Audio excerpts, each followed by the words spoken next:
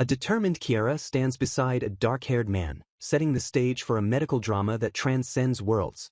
Groans of agony echo from a grand mansion, signaling a critical emergency within its walls. A sharp voice cuts through the tension, dismissing a radical proposal as utterly absurd. The nobleman recoils in horror, shouting in disbelief that Chiara intends to cut open his father's stomach to perform surgery. Chiara warns that untreated conditions will lead to necrosis and death, but the man vehemently forbids such barbaric behavior. Insisting they focus on mana flow to relieve pain, he questions how they can trust a girl who possesses absolutely no magic. Furious, Chiara snaps back, asking if pain relief is a cure and demanding he stop making excuses to properly examine the patient. The man sneers with venom, telling her to rip out her useless eyes and replace them with glass if they cannot see his way. Chiara stands stunned by the sheer malice of his words. The patient writhes on the bed, letting out a pained groan that interrupts the argument. The nobleman freezes, sweat pouring down his face as he realizes the gravity of the situation. Ignoring the shock of those who have never heard of stomach surgery, Chiara tightens her gloves and declares she will do it. Introducing herself as Chiara Bellworth, she swears a solemn oath to save His Excellency no matter the cost. The scene shifts to the stark, overcast exterior of a modern hospital in a different time. A sign marks the entrance to the operating room, where a different battle for life once raged. Amidst beeping monitors, a frantic voice demands to know what was just said. A male surgeon dismisses a subordinate, claiming the patient won't survive at their pace and ordering them to step aside due to lack of skill. Kirihara Kira steps forward, eyes steely, and commands the incompetent surgeon to move so she can take over. The male surgeon bristles, sneering that he doesn't care if she is considered a genius. He tries to banish her from the room, insisting that this case belongs to him alone. Akira's eyes narrow dangerously as she fixates on his dehumanizing language. With the patient hemorrhaging, she calls him a worthless quack for wasting time and referring to a human life as a mere object. She ruthlessly orders him to step aside before he embarrasses himself any further. Defeated and humiliated, the surgeon storms out, muttering that she will regret her insolence. Without wasting a second, Akira dashes toward the operating table to salvage the procedure. She centers herself, switching into full surgical focus. Commanding the start of disinfection, she initiates the surgery to save the dying patient. The memory fades to a tense confrontation in an office, where Akira stands with arms crossed. A hospital administrator sits behind his desk and coldly informs Kirihara Akira that she is being let go. Unflinching, she demands an explanation that makes logical sense. The administrator sighs, bringing up the incident where she kicked Dr. Yamada out of the operating room. He reprimands her for the harsh words she used during the emergency, sealing her fate at the hospital. Akira explains that urgent hemostasis was necessary because the patient was unstable and Dr. Yamada lacked sufficient experience.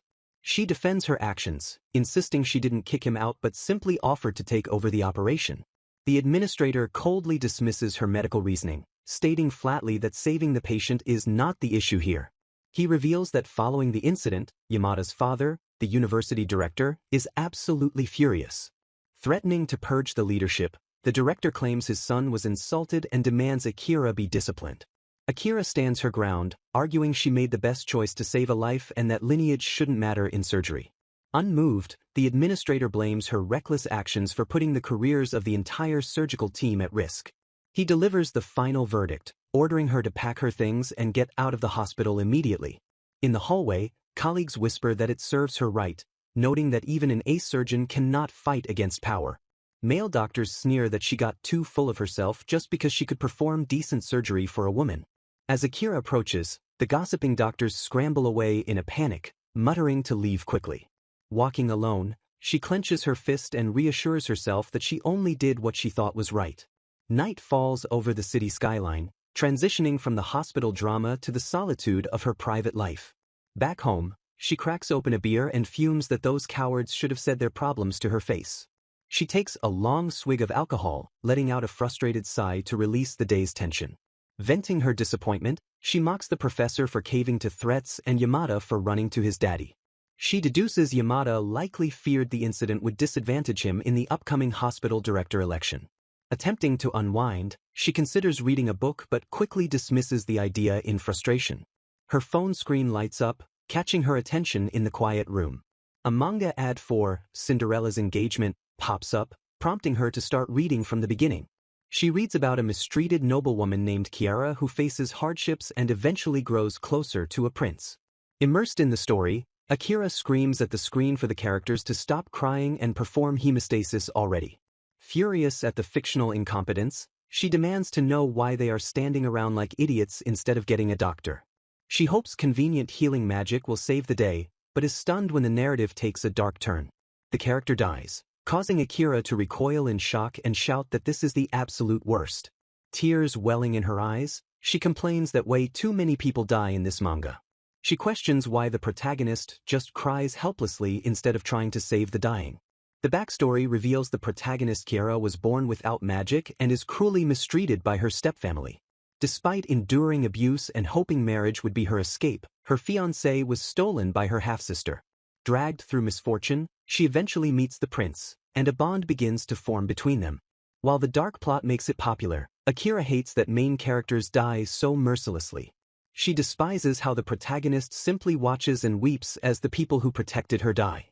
Standing before a framed memorial portrait, Akira whispers a heartfelt apology to her late father. Her voice trembles in the empty room as she repeats the words, weighed down by deep regret. Silence swallows the space, marking the loneliness of her reality. She muses that if she were the protagonist, she surely could have saved every single character. A heavy pause lingers as the impossibility of her wish hangs in the air. She dismisses the fantasy, reasoning that a surgeon thrown into a world without X-rays or CTs could do nothing anyway. Deciding to end the night, she tells herself to sleep and stop indulging in such ridiculous fantasies. Darkness claims her consciousness as she drifts into a deep slumber. Suddenly, her eyes snap open in shock as a violent sensation seizes her body. Agony explodes in her skull, making her feel as if her head is physically splitting apart. Gritting her teeth through the blinding pain, she desperately reaches out. Her trembling hand claws toward her smartphone, her mind screaming for an ambulance. Her vision swims and the device seems to drift away as her strength fails. The world dissolves into a blur of abstract lights and darkness as consciousness fades completely. A hand twitches on unfamiliar sheets, signaling the return of life. She bolts upright with a shout of pain, bracing for the throbbing to continue. Gently touching her hair, she freezes in confusion, realizing the agony has completely stopped. Panic sets in as she wonders what the hell happened and fears she suffered a subarachnoid hemorrhage. Her medical training kicks in, and she resolves to call an ambulance immediately. She stops dead, blinking in bewilderment at the grand, canopy bed she is sitting in. Looking around, she wonders if she is in a foreign country or what kind of strange room this is. Her gaze travels up to an ornate chandelier, noting that the place is way too luxurious and spacious for a hospital. She performs a quick self-diagnosis, confirming no paralysis or neurological disorders, and wonders if she has simply lost her mind. She approaches a window reflection, convinced her brain is functioning, but hesitates at what she sees. Touching the glass in sheer disbelief, she denies the reality of the face staring back at her. She stares in shock, realizing she has transformed into Chiara Bellworth from the manga, Cinderella's Engagement. A maid enters the room with a steaming cup, respectfully addressing her mistress as she serves the tea. Chiara smiles and thanks the maid named Anna, confirming her suspicion that she instinctively knows names she shouldn't. The reality sinks in that this is no dream and she has truly transformed into Chiara Bellworth from Cinderella's Engagement. She realizes that the original Chiara's memories are still perfectly intact within her mind. The entire family structure is clear to her, allowing her to visualize her father, stepmother, and sister with ease. Even the name of a maid that Kirihara Akira never knew slips effortlessly and naturally from her lips. She questions if her soul has possessed Chiara's body or if this is a manga-style reincarnation scenario. A darker thought crosses her mind that perhaps she is merely a fictional persona created by Chiara herself. Recalling the rage she felt toward the hospital staff, she dismisses the idea of a delusion because the anger feels too real. Focusing on her own hand, she decides there is something far more important to consider right now. The fact that she still retains her medical knowledge proves to her that this existence is not a hallucination. Slapping her cheeks, she resolves to stop overthinking and deal with the reality right in front of her. She recalls that the Duchess is hosting a ball tonight, the very event where Chiara secretly meets the prince and falls in love. In the original story, Chiara suppresses her feelings for the prince because she is already engaged to another. Tragedy strikes as her sister steals her fiancé, her stepmother seizes the family estate, and her father dies in an accident. Though she reconnects with the prince later, she suffers constant jealousy and is eventually reduced to living like a servant. Since she only read part of the manga, the rest of the story remains a terrifying mystery to her. Given the melodramatic misery of this world, she seriously doubts a happy ending awaits anyone involved. Grinning with determination, she refuses to let herself get dragged into any more of this tragic mess. Determined to avoid tragedy and live peacefully, she decides that surviving as Chiara requires a drastic change in plans. To change her fate, she vows to avoid meeting the prince at all costs, even though the ball is happening tonight. Her half-sister Federica barges in with a feigned smile, asking how her older sister is feeling. Feigning concern, Federica notes that Chiara missed breakfast and asks if she was feeling unwell. This girl is Federica, a half-sister who possesses the real talent for magic that Chiara lacks. Federica pauses, her expression shifting as she prepares to deliver a calculated blow. With fake sympathy, she suggests that Chiara shouldn't push herself and should skip the party tonight. She drops the bomb that she has already informed Richard, leaving Chiara stunned. Revealing her true colors, Federica gleefully announces that Richard is looking forward to escorting her instead of Chiara. Chiara sees through the act, realizing her sister is just trying to mess with her by mocking Richard. A subtle, confident smile curves her lips as she silently prepares to turn the tables on her sister. To Federica's shock, Chiara cheerfully tells her that it's wonderful and she should absolutely go in her stead. Federica freezes, her mask slipping as she stares in utter confusion at the unexpected response. Chiara clutches her head in theatric agony, moaning that her throbbing headache and nausea are worsening with every movement. Federica wonders if it's a spell or a migraine, but Chiara insists she absolutely cannot make it to the party tonight. Federica accepts the situation with a cheerful farewell, leaving Chiara to her rest. Dropping the act instantly, Chiara waves enthusiastically and tells a confused Federica to have fun with Richard before slamming the door to rest. The heavy doors shut with a decisive clack, sealing Chiara inside. Chiara immediately celebrates, declaring the prince problem solved and bidding farewell to her potential royal encounter. She mentally checks off the task of avoiding the prince and pivots to her next critical mission, preventing her father's accidental death. Recalling the original story, she notes that her father, Bruno, died when his carriage suddenly went out of control. She gazes out the window, formulating a plan to intervene in the fatal event. Staring down at the vehicle, she decides her sole objective is ensuring her father does not ride the carriage that day. She rules out arson as too dangerous and refuses to hurt the horses, leaving her searching for a safer sabotage method. With servants swarming the area, she realizes she cannot pull off anything suspicious without being caught. Her eyes land on the open stable doors, scanning the interior for any opportunity. A sudden realization hits her as the perfect plan forms in her mind. Smiling mischievously, she clenches her fist and decides that whatever she's planning will only take a few minutes. A shocked exclamation rings out from the courtyard as her plan goes into effect. A furious voice demands to know what the hell is going on outside. Bruno complains that the carriage smells like a barn, while a servant apologizes profusely for the sudden stench. Pressing for time, Bruno rages about his important meeting and demands a solution. He orders the carriage cleaned by the end of the day and resigns himself to walking, just as Chiara intended. Maids gossip about Chiara being holed up in her room, finding the situation creepy and threatening to report her to the madam. Unbothered by the whispers, Chiara laughs to herself, pleased that her deception is holding up. Servants guide Bruno out the gate, forcing him to proceed on foot. Watching from a distance, Chiara decides to follow them to ensure everything goes smoothly.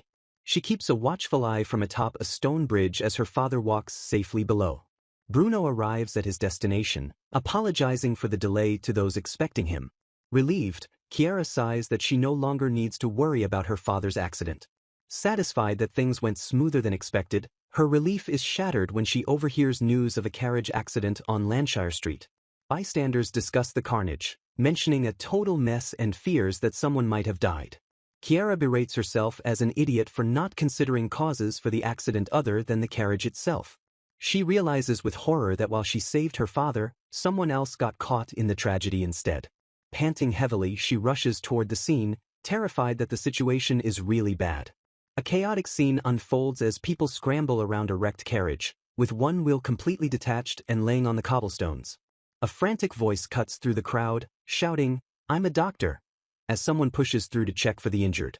Chiara stops in confusion, murmuring that she needs to start treatment immediately despite the chaos.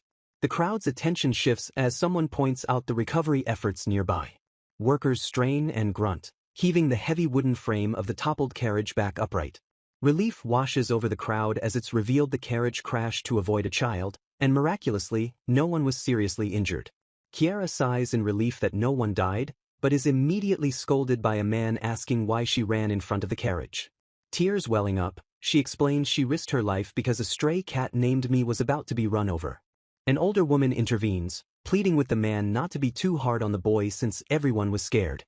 The woman addresses the carriage owner as Lord Cecil, noting that he must have been frightened as well. She apologizes profusely that her son caused the crash and points out the scratch on the nobleman's face.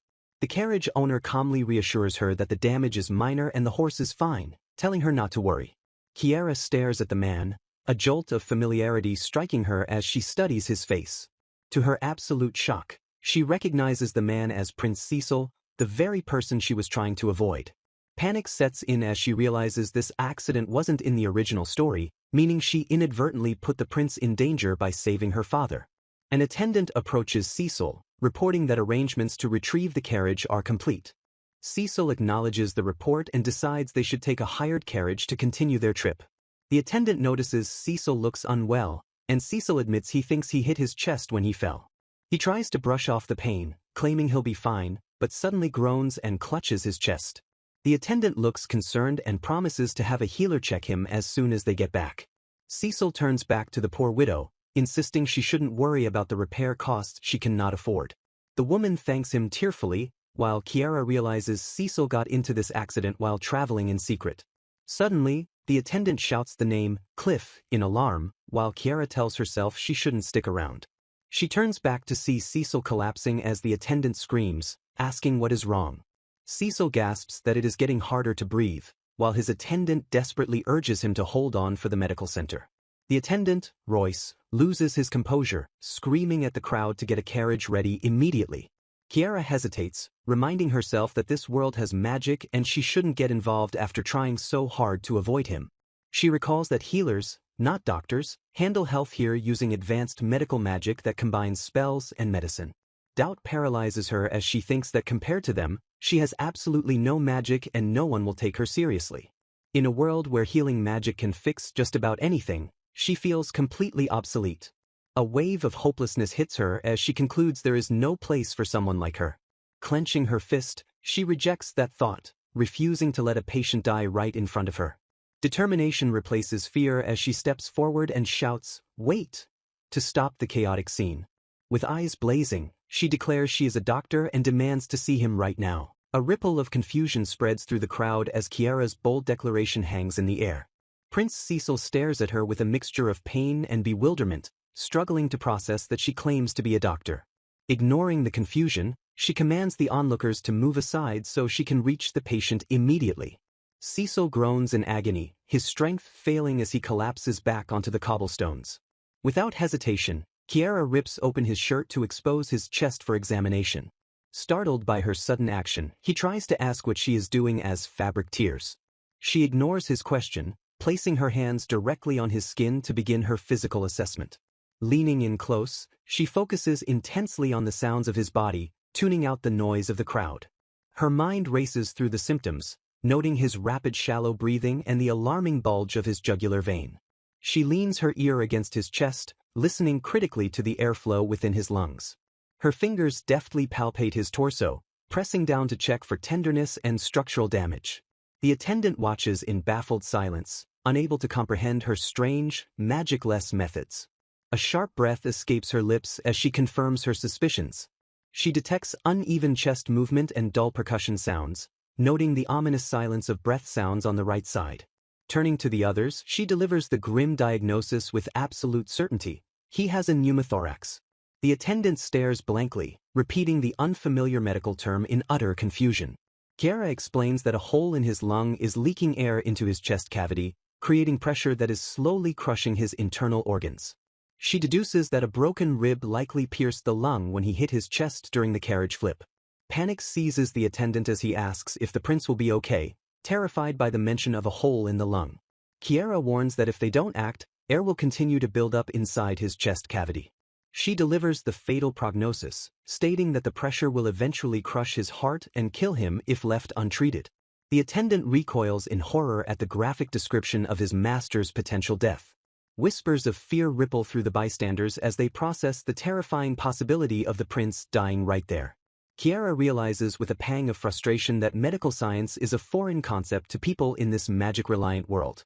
Despite the pain, Cecil remains lucid, humming thoughtfully as he processes her explanation. He recalls seeing a soldier die from a similar chest wound, where breathing became impossible until the end. Looking at Chiara, he asks if his condition is similar to that soldier's, and she grimly confirms it. Impressed by his quick understanding, she thinks that his sharp intellect is truly befitting of a prince. Cecil grips his attendant's arm and pleads for her to heal him, promising to pay any price for his life. Chiara freezes, her confidence faltering at his specific request. He assumes that since the problem is a hole, she can simply seal it up with magic to fix him. Shame colors her expression as she admits the devastating truth. She cannot use healing magic because she has absolutely no magic power. Confusion ripples through the crowd as bystanders question how a healer can possibly exist without magic. Mocking laughter breaks out as people ask if she is serious, doubting that anyone lacks magic in this day and age. They argue that one needs strong magic to even qualify as a healer, dismissing her credibility entirely. Prince Cecil stares at her intently, his voice low and serious as he asks if she is truly a healer. Chiara hesitates for a moment before admitting that she is not a healer in the traditional sense. She firmly asserts that while she lacks magic, she possesses the proper medical knowledge to save him. The attendant snaps at her, warning the prince not to trust this woman and insisting they leave. He demands they take Cecil to the medical center immediately, but Chiara screams for them to wait. She furiously asks if they realize how long the trip will take, knowing he won't make it. The attendant dismisses her as a useless quack and rudely tells her to get out of their way. Chiara stands silent, her mouth set in a grim line as she processes the insult. The crowd whispers the word quack, their doubt fueling the tension in the air. She stomps her foot down hard on the cobblestones, unable to hold back her rage any longer. Exploding with fury, she screams at the attendant, asking how he dares call her a quack. With eyes blazing, she threatens to sew his rude mouth shut if he says one more word. The attendant recoils in shock, completely thrown off by her sudden ferocity and bizarre threat. She shouts that the patient's breathing is getting worse by the minute, questioning if they really think he can survive the trip. Her words strike a nerve, forcing the attendant to hesitate as the reality of the danger sinks in. She explains that with so much air built up, simply healing the surface injury won't fix the underlying problem. Cecil groans in agony, prompting Chiara to declare that she must release the trapped air first. Observing his deteriorating condition, she notes that his breathing is becoming critically weak. Cecil looks at her with a calm but pained expression, weighing her words against the risk. She confirms she can save him but states clearly that she will need the right tools to perform the procedure. Cecil makes his choice, telling her he is counting on her to save his life. The attendant protests, revealing the wound is already closed because the prince took a bullet to protect him. Chiara realizes the complexity of the situation, understanding that magic healed the skin but trapped the damage inside. The attendant shouts that all visible injuries are healed, accusing her of blaming the victim for his condition. Desperate and confused, he screams asking what more she expects them to do if magic failed. Chiara turns away, resolving that since magic failed, she is the only one who can help. Cecil asks her directly if she can save him, seeking one final confirmation. With determined eyes, she vows to do absolutely everything she can to keep him alive. A silent understanding passes between them as Cecil accepts her resolve. He orders his attendant to get whatever tools she needs, ignoring the man's frantic protests that he mustn't do this. Cecil looks her in the eye and declares that if she claims to possess medical knowledge, he will choose to believe her. Chiara falters for a moment, stunned by his immediate trust in the face of such a radical procedure. Regaining her focus, she announces she is starting a chest puncture immediately because time is running out. She explains she must insert a needle to drain the trapped air, leaving the attendant baffled by the alien terminology. Realizing she lacks a syringe, she frantically scans the area for a viable substitute to perform the surgery. Her eyes lock onto a pipe on a signboard hanging on a nearby building, sparking a desperate idea. Pointing urgently, she commands a bystander to run to that shop and grab a long, straight, narrow-tipped pipe. Turning to the others, she barks orders for strong liquor and a long, thin knife to use as surgical tools. The crowd springs into action to help, and even the hesitant attendant is shamed into obeying her commands. People scatter in all directions, rushing to gather the makeshift equipment before it's too late.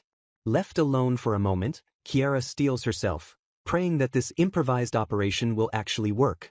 She grips the retrieved knife, her expression hardening into that of a surgeon preparing for battle. Cecil groans in anticipation as she prepares the sight, the tension reaching a breaking point. He shudders and grits his teeth, bracing himself for the pain that is about to come.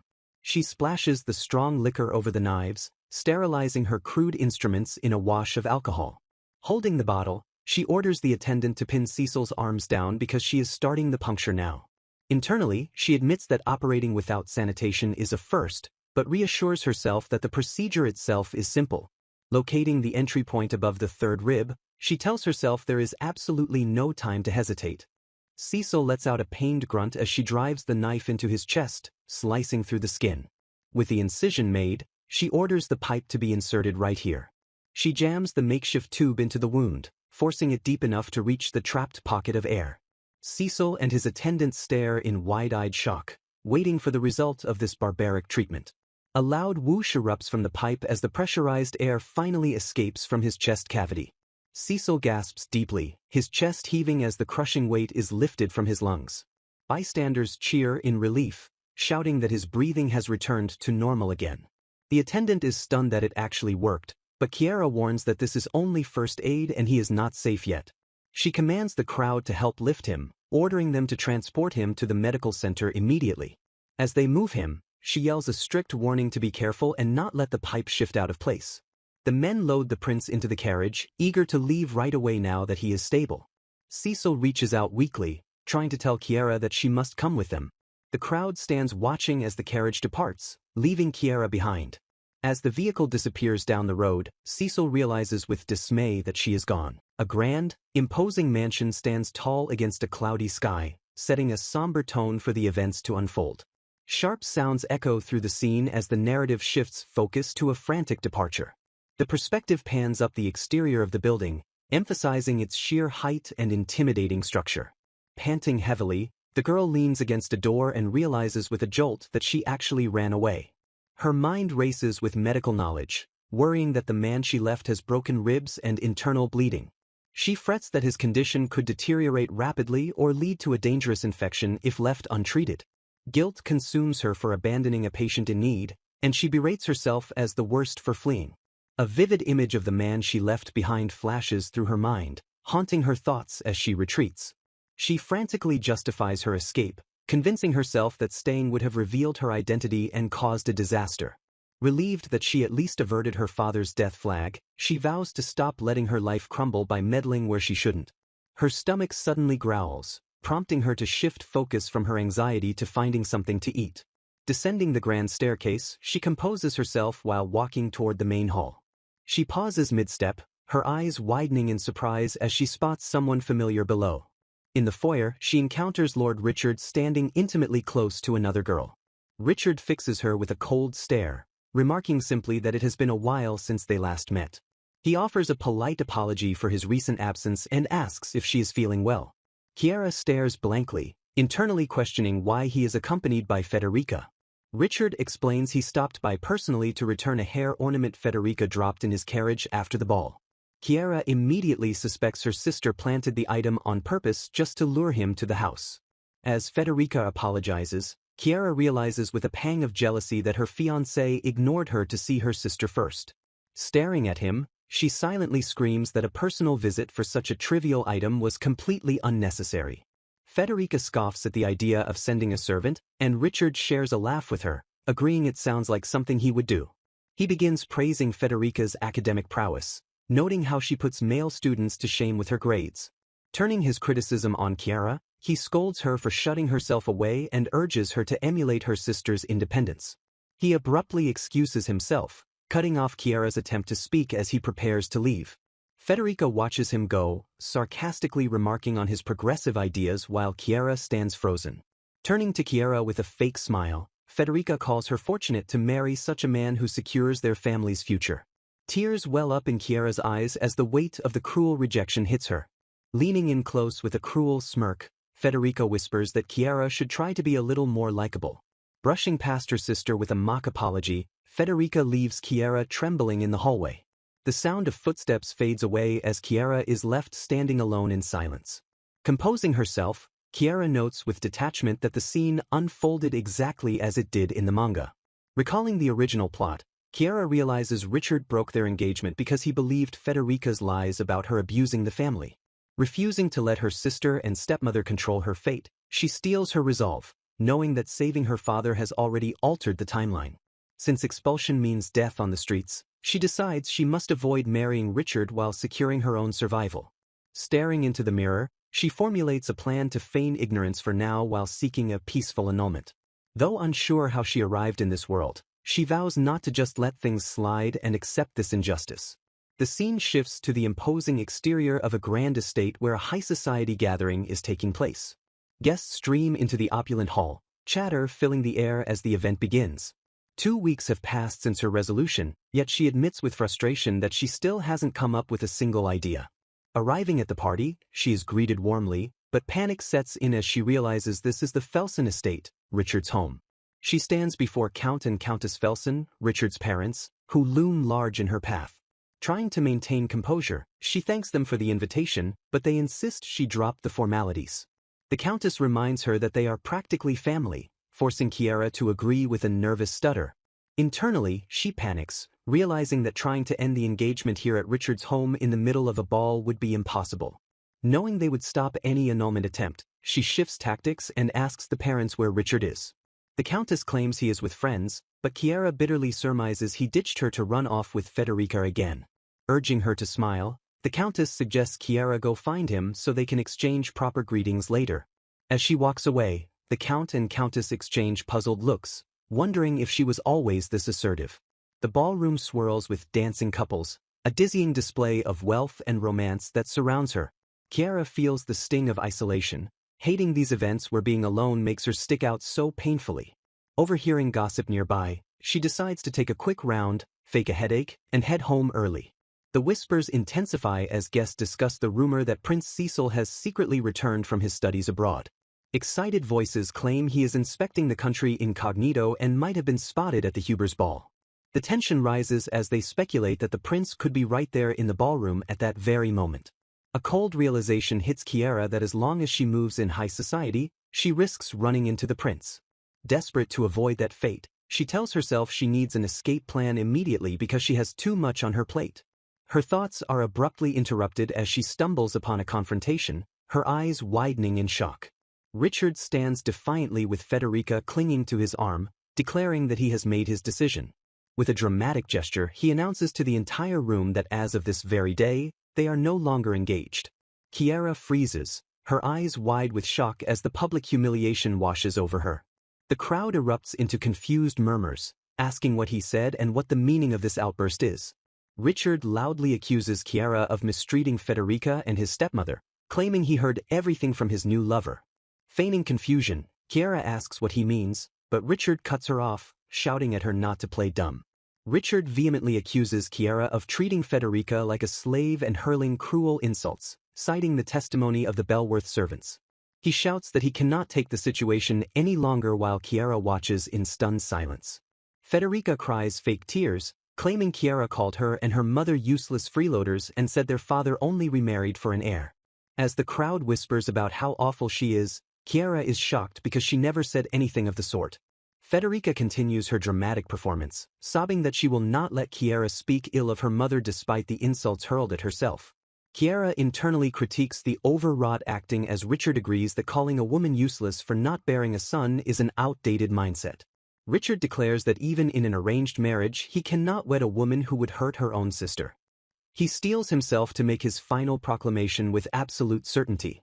Richard Felsen formally announces the annulment of his engagement to Chiara Bellworth. The crowd gasps as Richard calls on everyone to witness his declaration, leaving Chiara realizing she has been completely played. She deduces that this clears the path for the pair to inherit the estate by destroying her social standing before a crowd of Richard's allies.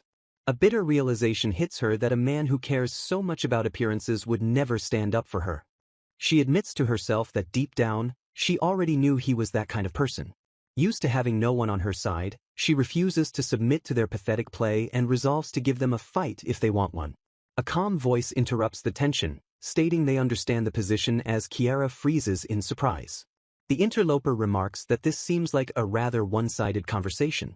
Chiara recognizes the voice instantly as the stranger declares it is impossible to have a fair discussion this way.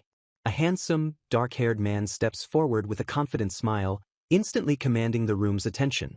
Chiara stares in disbelief, screaming internally that there is no way this is happening. The man confronts Richard, noting he speaks like a victim and questioning why he would publicly humiliate a girl like this.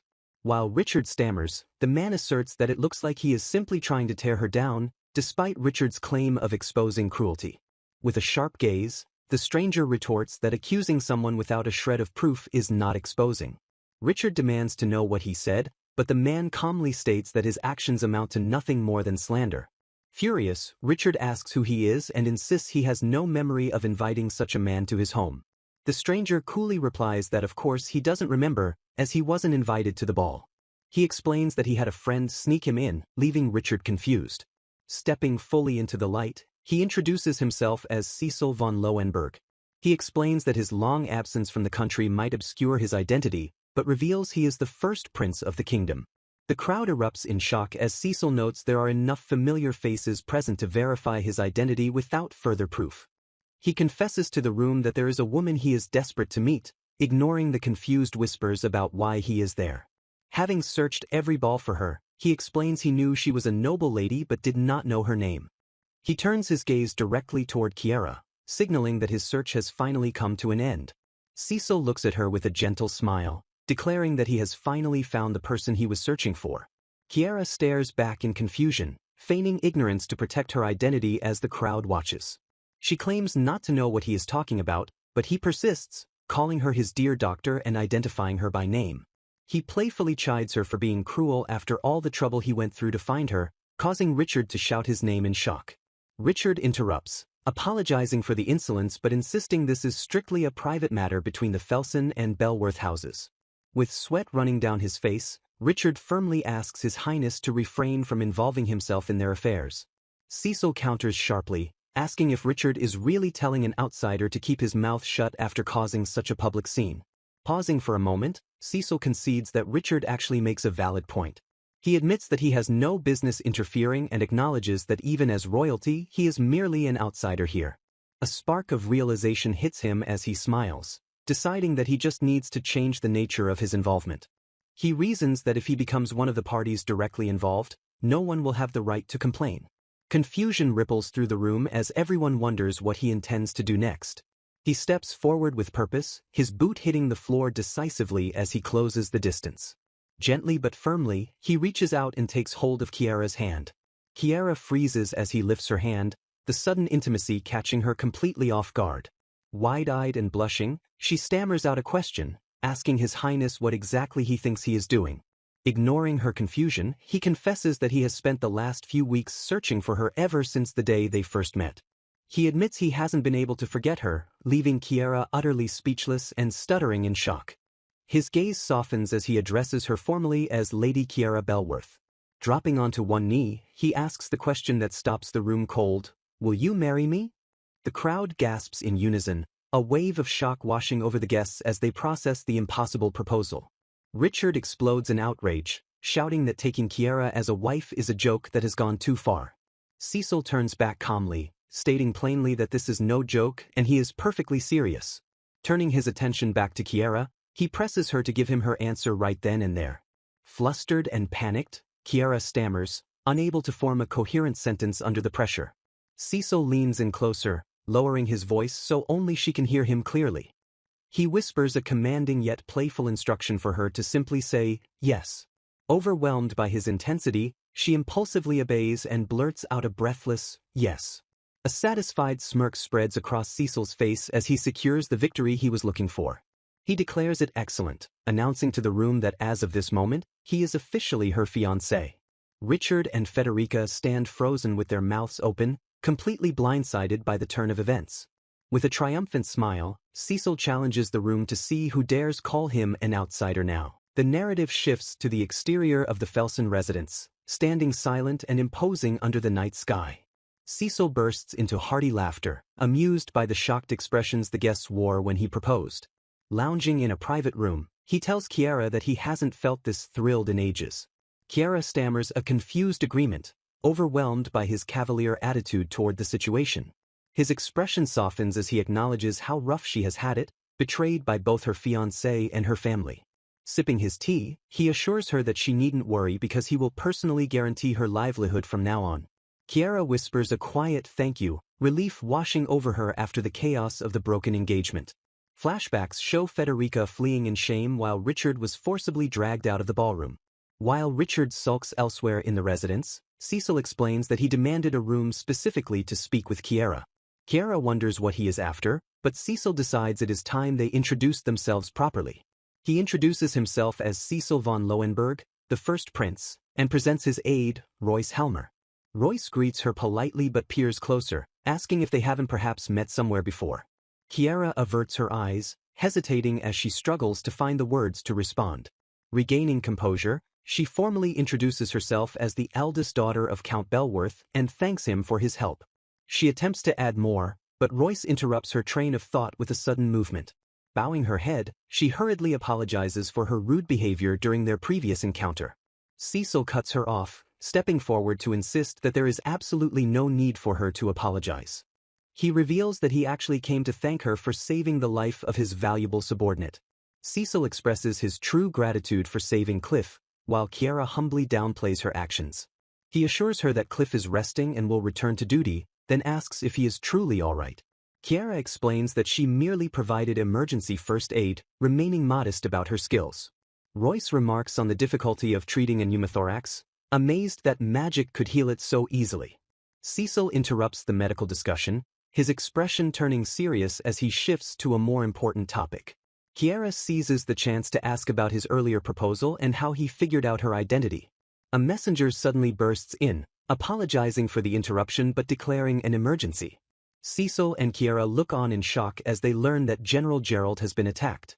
The scene shifts urgently to the exterior of the building where the injured general is being treated. Cecil rushes into the room, shouting Gerald's name in panic as he finds his man bedridden. Clutching his bleeding side, Gerald greets His Highness weakly from his sickbed. Chiara gasps in horror as Gerald apologizes for the unsightly display of his injuries. Gerald explains that he saw a young woman collapse near the residence and went to help her. Cecil demands to know the woman's location after hearing she stabbed Gerald in the abdomen with a dagger. A maid reports that they lost the attacker, adding with a tremble that the woman's movements were disturbingly unnatural. Chiara looks down at the injured man and realizes with a start that he is General Aubert Gerald. She recalls his importance as the prince's sword teacher and a key figure meant to support him politically. Panic sets in as she remembers that in the manga, his early death triggers a massive political conspiracy. Cecil's voice cuts through the chaos as he demands to know where the healer is immediately. A servant stammers that most healers are out for the evening, though the staff is frantically searching for one. A young man by the bedside shouts in frustration, asking if they intend to leave his father suffering until help arrives. Chiara steps forward with resolve, deciding she cannot just stand by and let him die. She states she needs to check the wound, but the young man yells at her not to dare touch his father.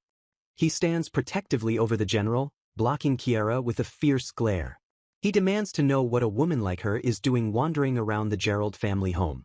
Royce intervenes coolly, telling the boy to mind his manners and introducing Chiara as Prince Cecil's guest. Royce whispers that the boy is Eric, Gerald's third son and an aspiring healer, though Chiara wonders if this is the time for introductions. Chiara warns that the blade is compressing the wound and pulling it out carelessly could trigger profuse bleeding. Eric refuses to listen, shouting that amateurs should stay back and keep quiet until a professional arrives. Chiara stares him down with a sharp, determined look that refuses to waver. She retorts that he is the one who shouldn't be acting high and mighty when he is clearly a greenhorn. Eric is stunned into silence, his mouth hanging open at her sudden authority. Ignoring his shock, Chiara grabs a pair of scissors from a nearby table with a decisive motion. She addresses the general as Your Excellency to signal her intent before moving in. Murmuring a polite "excuse me," she prepares to take drastic action. The sound of fabric tearing fills the room as she cuts into the general's clothes. Eric explodes in outrage, screaming at her and demanding to know what in the world she thinks she is doing. Chiara snaps back that she can't assess the wound or the extent of the bleeding with his clothes in the way. She commands Eric to make himself useful by covering the blade with a clean cloth and holding it steady. Flustered by her command, Eric stammers and complies, asking nervously if he is doing it right. Chiara smiles at him, her confidence helping to stabilize the chaotic situation. Examining the injury, she notes the patient is lucid with no signs of shock or massive abdominal bleeding. General Gerald looks up weakly and asks who she is, while she internally notes she can't rule out organ damage yet. She introduces herself as Chiara Bellworth and respectfully asks the general for a favor. To the room's shock, she requests permission to remove his lower garments to perform a full examination. Eric turns beet red and yells that she is utterly shameless, declaring he has had enough of this madness. Eric screams at Chiara to get out, calling her a quack, but she snaps back with fierce medical logic. She argues that damaged intestines or urinary tracts could cause fatal internal bleeding, necessitating an immediate exam. Chiara scolds the stunned boy, insisting that as a healer's apprentice, he should have already deduced that much. Refusing to let the general die, she declares that she cannot just stand by and watch. With steely determination, she announces to the confused boy that she will take care of the situation herself. She turns back to him, her eyes blazing as she vows to treat His Excellency immediately. Eric stares at her in disbelief, asking what she just said. He stammers, unable to process that she intends to treat his father personally. Chiara insists they must heal him quickly, warning that waiting for another healer will mean it is too late. A voice interrupts the commotion, asking what the fuss is about, cutting off Eric's retort. Eric's face lights up with recognition as he turns toward the new arrival. He cries out in relief, identifying the man as Dr. Dohan. Eric rushes to him, reporting his father's critical condition as Dohan asks if Lord Eric is all right. Chiara is shoved aside as the group hurries past her, urging each other to be quick. Eric introduces Dr. Dohan as a renowned authority from the academy while leading him to his father. Dohan observes the patient, assuring the boy that his father will be safe now. He assesses the injury calmly, noting that the general has been stabbed in the abdomen with a dagger. General Gerald groans in pain, sweat beading on his forehead as he endures the suffering. Chiara tries to intervene, warning them not to come closer, but Eric yells at her to stop interfering. Dohan hums thoughtfully, ignoring the girl as he announces that the treatment is about to begin. He begins to chant, a strange energy gathering around him as he prepares his magic. The dagger embedded in the wound begins to glow, reacting to the doctor's power. Dohan extends his hand, focusing his energy directly onto the injury site. General Gerald grunts, his body tensing as the magic takes effect. With a wet sound, the dagger is extracted from the wound amidst a burst of magical light. Blood sprays momentarily as the blade flies out, leaving the wound exposed. Eric watches in amazement, shouting that the wound is completely healed. The magical light fades, revealing a chest free of any injury, as if the stabbing never happened. 221. Chiara stares in disbelief, shocked that the wound has simply closed up on its own. Eric asks his father if he is in any pain or feeling any discomfort. Gerald replies that the acute pain is gone, vanishing as if it never existed in the first place. Palpating the area, Chiara confirms the flesh is soft and pain-free, struggling to comprehend the impossible healing. Chiara stares in disbelief at the general's chest, questioning if it is physically possible for a stab wound to heal in an instant. Dr. Dohan wipes his hands with a satisfied smile, expressing his relief that he made it in time to save the patient. He advises rest and a gradual return to food, while cautioning that they cannot yet rule out the possibility of poison on the blade.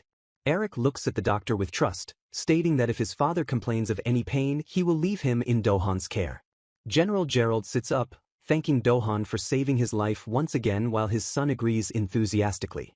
Dohan bows humbly, stating it is his honor to save the kingdom's protector before excusing himself for his next patient. The scene shifts to the exterior of the Gerald residence, where 3 days have passed since the attack. Chiara sits alone in a room, narrating that she is still staying at the Gerald estate following the incident. With nowhere else to go, she explains the prince forced them to house her, though the staff and Eric constantly glare at her. She notes that His Excellency has recovered miraculously enough to eat solid food, marveling at the incredible power of healing magic. A thought strikes her that her actions might be changing the story, since the general died early in the original manga to start a conspiracy. A voice interrupts her musings, noting that she looks troubled as Cecil appears. Chiara jumps in fright as Cecil enters the room, declaring that he cannot simply neglect his fiancée. He gestures to a pile of luggage, explaining he spoke with her father and had her belongings brought there. Chiara thanks him, internally terrified by his efficient ability to get things done so quickly. She hesitates, lowering her gaze as she prepares to ask a burning question. Looking him in the eye, she asks if he is actually planning to marry her and why he is going this far for her. Cecil reassures her that the proposal was merely an excuse to humble Richard and he has no ulterior motives for a relationship. He points out that she is just a teenage noblewoman, prompting Chiara to ask why he is bothering with her at all then. Leaning in close, he admits he searched for her because he couldn't ignore someone who saved his subordinate with an unknown method.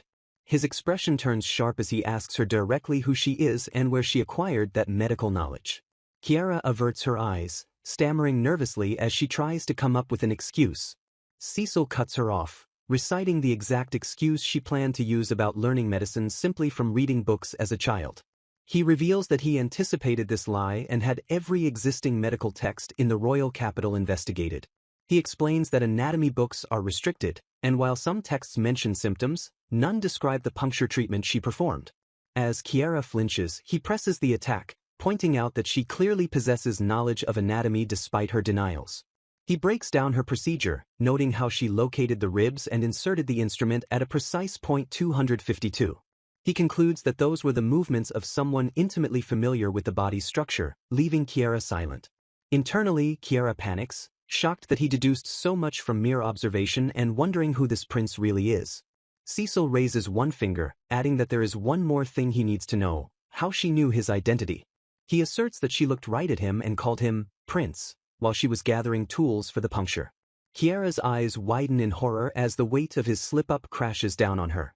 Cecil reminds her that was their first official meeting, while Chiara realizes her mind was too preoccupied to filter her words.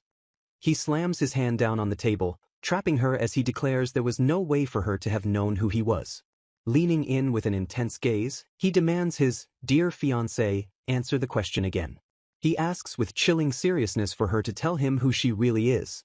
Chiara's legs tremble under the table as she stammers, unable to find a way out of the interrogation. Suddenly, a maid bursts into the room screaming, startled to find the prince and Chiara in such a close position. Cecil pulls back and asks what happened, breaking the tension of the interrogation. The maid cries out in panic that the master has collapsed and is in terrible condition. Chiara's face goes pale with dread as she realizes something has gone horribly wrong with the... A frantic shout of "Gerald!" echoes through the hallway as someone rushes toward the bedroom. The scene reveals that early this morning, Dr. Dohan performed another healing spell, but the situation has deteriorated. Cecil's face is grim as he orders them to get Dohan back immediately, noting the pain returned suddenly. The group gathers around the bed where the general lies in agony, waiting for an explanation. Dohan inspects the abdomen, humming thoughtfully as he notes the wound seems to have closed completely. Eric argues desperately, pointing out that despite the visible healing, his father has been in severe pain all day. A look of realization crosses Dohan's face as he pieces together a theory. He concludes that there is something blocking the general's mana circulation. Eric stammers in confusion, asking what a circulatory disorder means. Dohan explains it is a condition where external mana from a spell stops the body's entire circulation, causing rapid deterioration. He notes that this tends to occur in people born with low mana when hit with a high-level spell. Eric questions if the internal wound opened up since the pain is local, but Dohan dismisses the apprentice's interruption. Turning his wrath on the interrupter, Dohan asks if a mere apprentice dares to question the doctor. Eric joins in, scolding the amateur, and claiming it's a miracle his father is even alive. Dohan insists his treatment was perfect and the wound couldn't have opened, but the general suddenly convulses. Violent coughing racks the general's body as he vomits blood onto his sheets. Dohan recoils, wiping his clothes and muttering about how disgusting the mess is. Cecil steps in with a cold, "honestly," beckoning the doctor to come this way.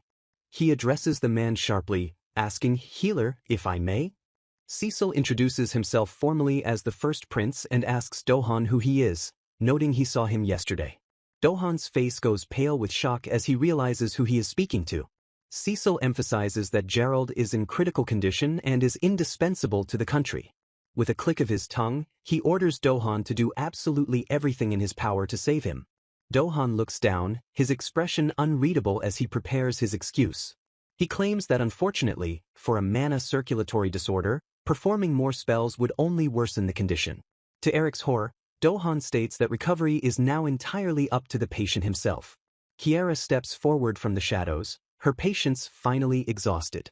She demands to know how he has the audacity to make such reckless claims without properly examining the patient.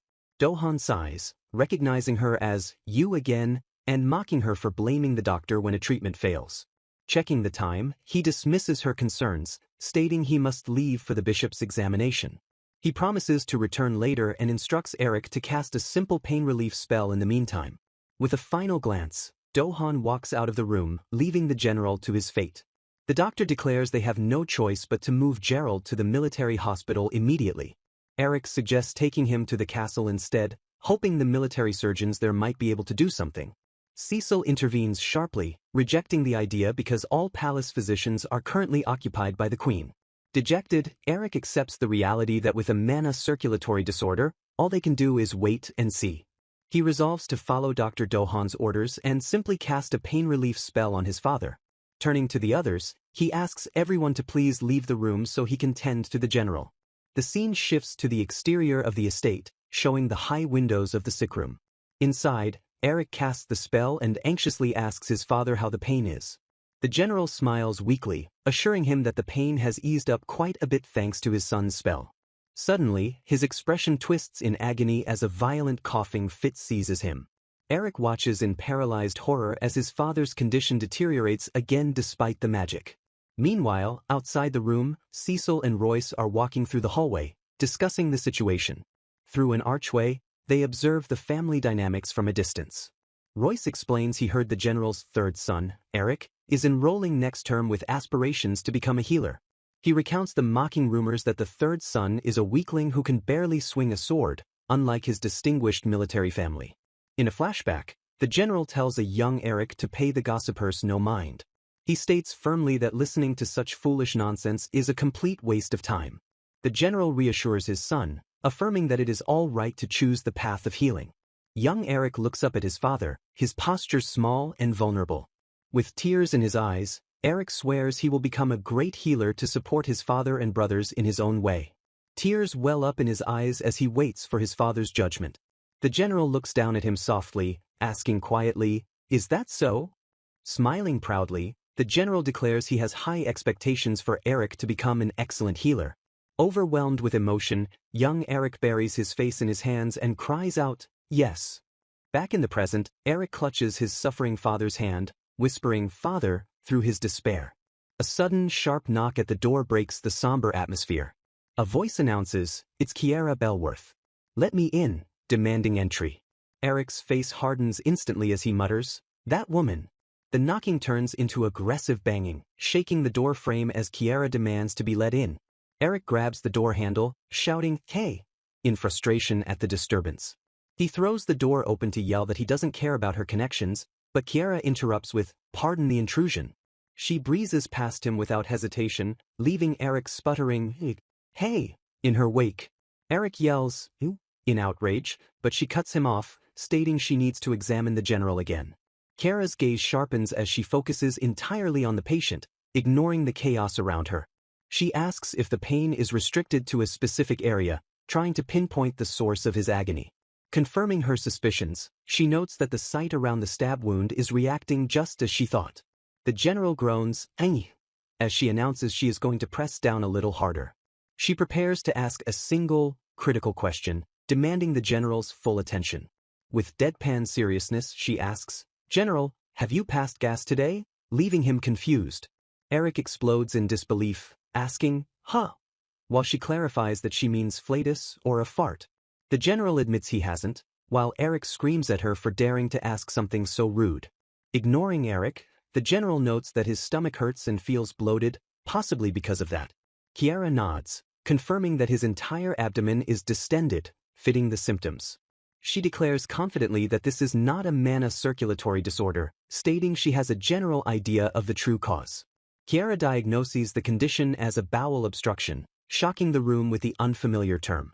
The general repeats the words, bowel obstruction, in confusion, unsure of what is happening to him. She explains that something is narrowing the passage, blocking the movement of contents through the intestines. Eric denies the possibility, but she lists the symptoms: inability to pass gas, swelling, pain, and vomiting. She elaborates that during healing, intestines can stick to the abdominal wall, narrowing the passage, a common post-surgery complication. A flashback of the knife removal flashes through her mind as the pieces of the puzzle click together. Eric realizes this implies the condition is a result of Dr. Dohan's healing, though Chiara calls it a hypothesis for now. She dismisses the mana circulatory disorder theory as utter nonsense, rejecting Dohan's excuse. While admitting the wound healing was wonderful, she condemns Dohan for blaming the patient for complications and running off. Furious, she brands Dohan as incompetent, harmful, and the very definition of evil. Eric stammers, "I impossible?"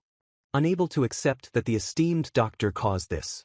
She insists he needs immediate treatment, noting that while simple obstructions can be observed, this case is different. Eric asks if there is another problem, and she points to the rapid progression of symptoms as a warning sign. She explains that twisted, stuck intestines can get squeezed tightly, cutting off blood flow and causing severe pain. When Eric asks about the solution, she recommends an open abdominal surgery, shocking him to his core. Eric screams that he will never allow such a barbaric act as cutting open his father's abdomen. She warns that untreated obstruction leads to necrosis and death, insisting her diagnosis is highly likely. Refusing to listen, Eric demands to know how they can trust someone without magic. He insists on focusing on improving mana flow and relieving pain, clinging to traditional methods. Chiara snaps, shouting at him to stop making excuses and asking if he really thinks pain relief will fix a life-threatening blockage. Chiara verbally eviscerates the doubting aide, telling him to rip out his useless eyes and replace them with glass if he refuses to see the truth. Horrified by the concept of cutting open a stomach, the aide stammers that he has never heard of such a barbaric procedure and wonders who could possibly perform it. Tightening her ribbon with resolve, Chiara steps forward and declares with absolute conviction that she will perform the surgery herself. She introduces herself as Chiara Bellworth, swearing a solemn oath to the room that she will save the general no matter the cost. The tension breaks as the door swings open, revealing a new arrival who calls out Chiara's name in surprise. Amazed by the speed of delivery, Chiara receives the requested medical instruments, acknowledging the incredible difficulty in gathering such specific tools so quickly. The deliverer modestly plays down the Herculean effort, simply stating that he utilized a few connections to acquire the gear. Expressing immense gratitude, Chiara inspects the makeshift collection of blades and tools, confident she can manage the operation with what has been gathered. Turning back to General Gerald, she reiterates the high probability of a bowel obstruction as previously explained, focusing him on the reality of his condition. She delivers the lethal ultimatum that his condition will not improve unless they open his abdomen immediately to untwist the intestine. The general grips the sheets tightly in fear, his resistance fading into a desperate plea for salvation. Chiara looks him in the eye and asks the final, critical question, demanding to know if he will entrust his body to her care. Nodding weakly, the general agrees to place his faith in her skills and in Prince Cecil. He surrenders completely to her expertise, placing his life and fate entirely in her hands. Meanwhile, deep within the palace, a shadowy figure confirms the false report that General Gerald has been diagnosed with a mana circulatory disorder. The informant coldly predicts that in such a deteriorated state, the general will likely be dead within a few days. The messenger explains that he brought this urgent news in person, believing it required immediate attention from his superior. The superior questions if the messenger truly has time for such pleasantries, dismissing the urgency with arrogant boredom. The healer insists his work was perfect to avoid blame, though the other notes that the general's death would tarnish his brilliant reputation.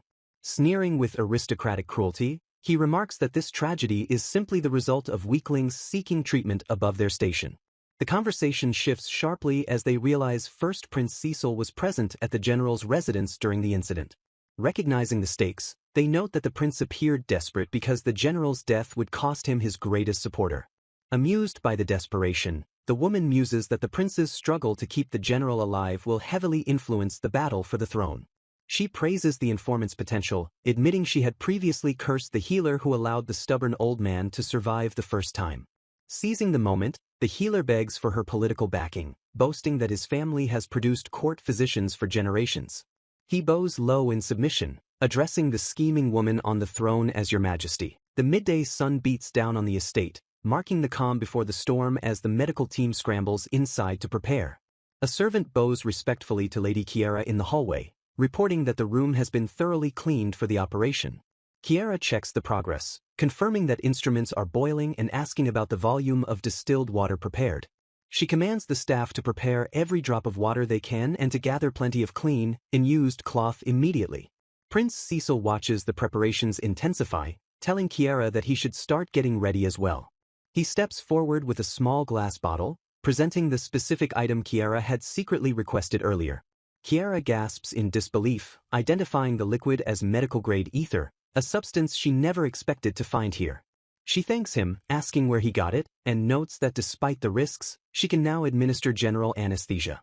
Cecil simply smiles with a charming mystery, stating he would rather not say the location aloud to anyone. Understanding his discretion, Chiara laughs off the secret, accepting that some things are better left unsaid. She pivots to staffing, asking for an assistant used to blood, but the general's son suddenly interrupts the conversation. The son stands in the hallway, looking determined but anxious as he confronts the woman about to cut open his father. Before Chiara can argue, he shouts that he isn't there to stop her, cutting off her protest before it begins. He falters for a moment, his face flushing as he struggles to articulate his request to the team. He declares that while he respects his father's wishes, he still does not trust Chiara or her methods. Despite his distrust, he demands to be the one assisting with the surgery to ensure his father's safety. The scene shifts to the makeshift operating room, cleared of clutter and ready for the high-stakes procedure. The three stand around the patient in the silent room, the tension heavy as the final moments before surgery tick away. Chiara focuses intensely, preparing the patient for the procedure as the reality of the situation sets in. She confirms the anesthetic has been administered and notes that the general's breathing appears stable.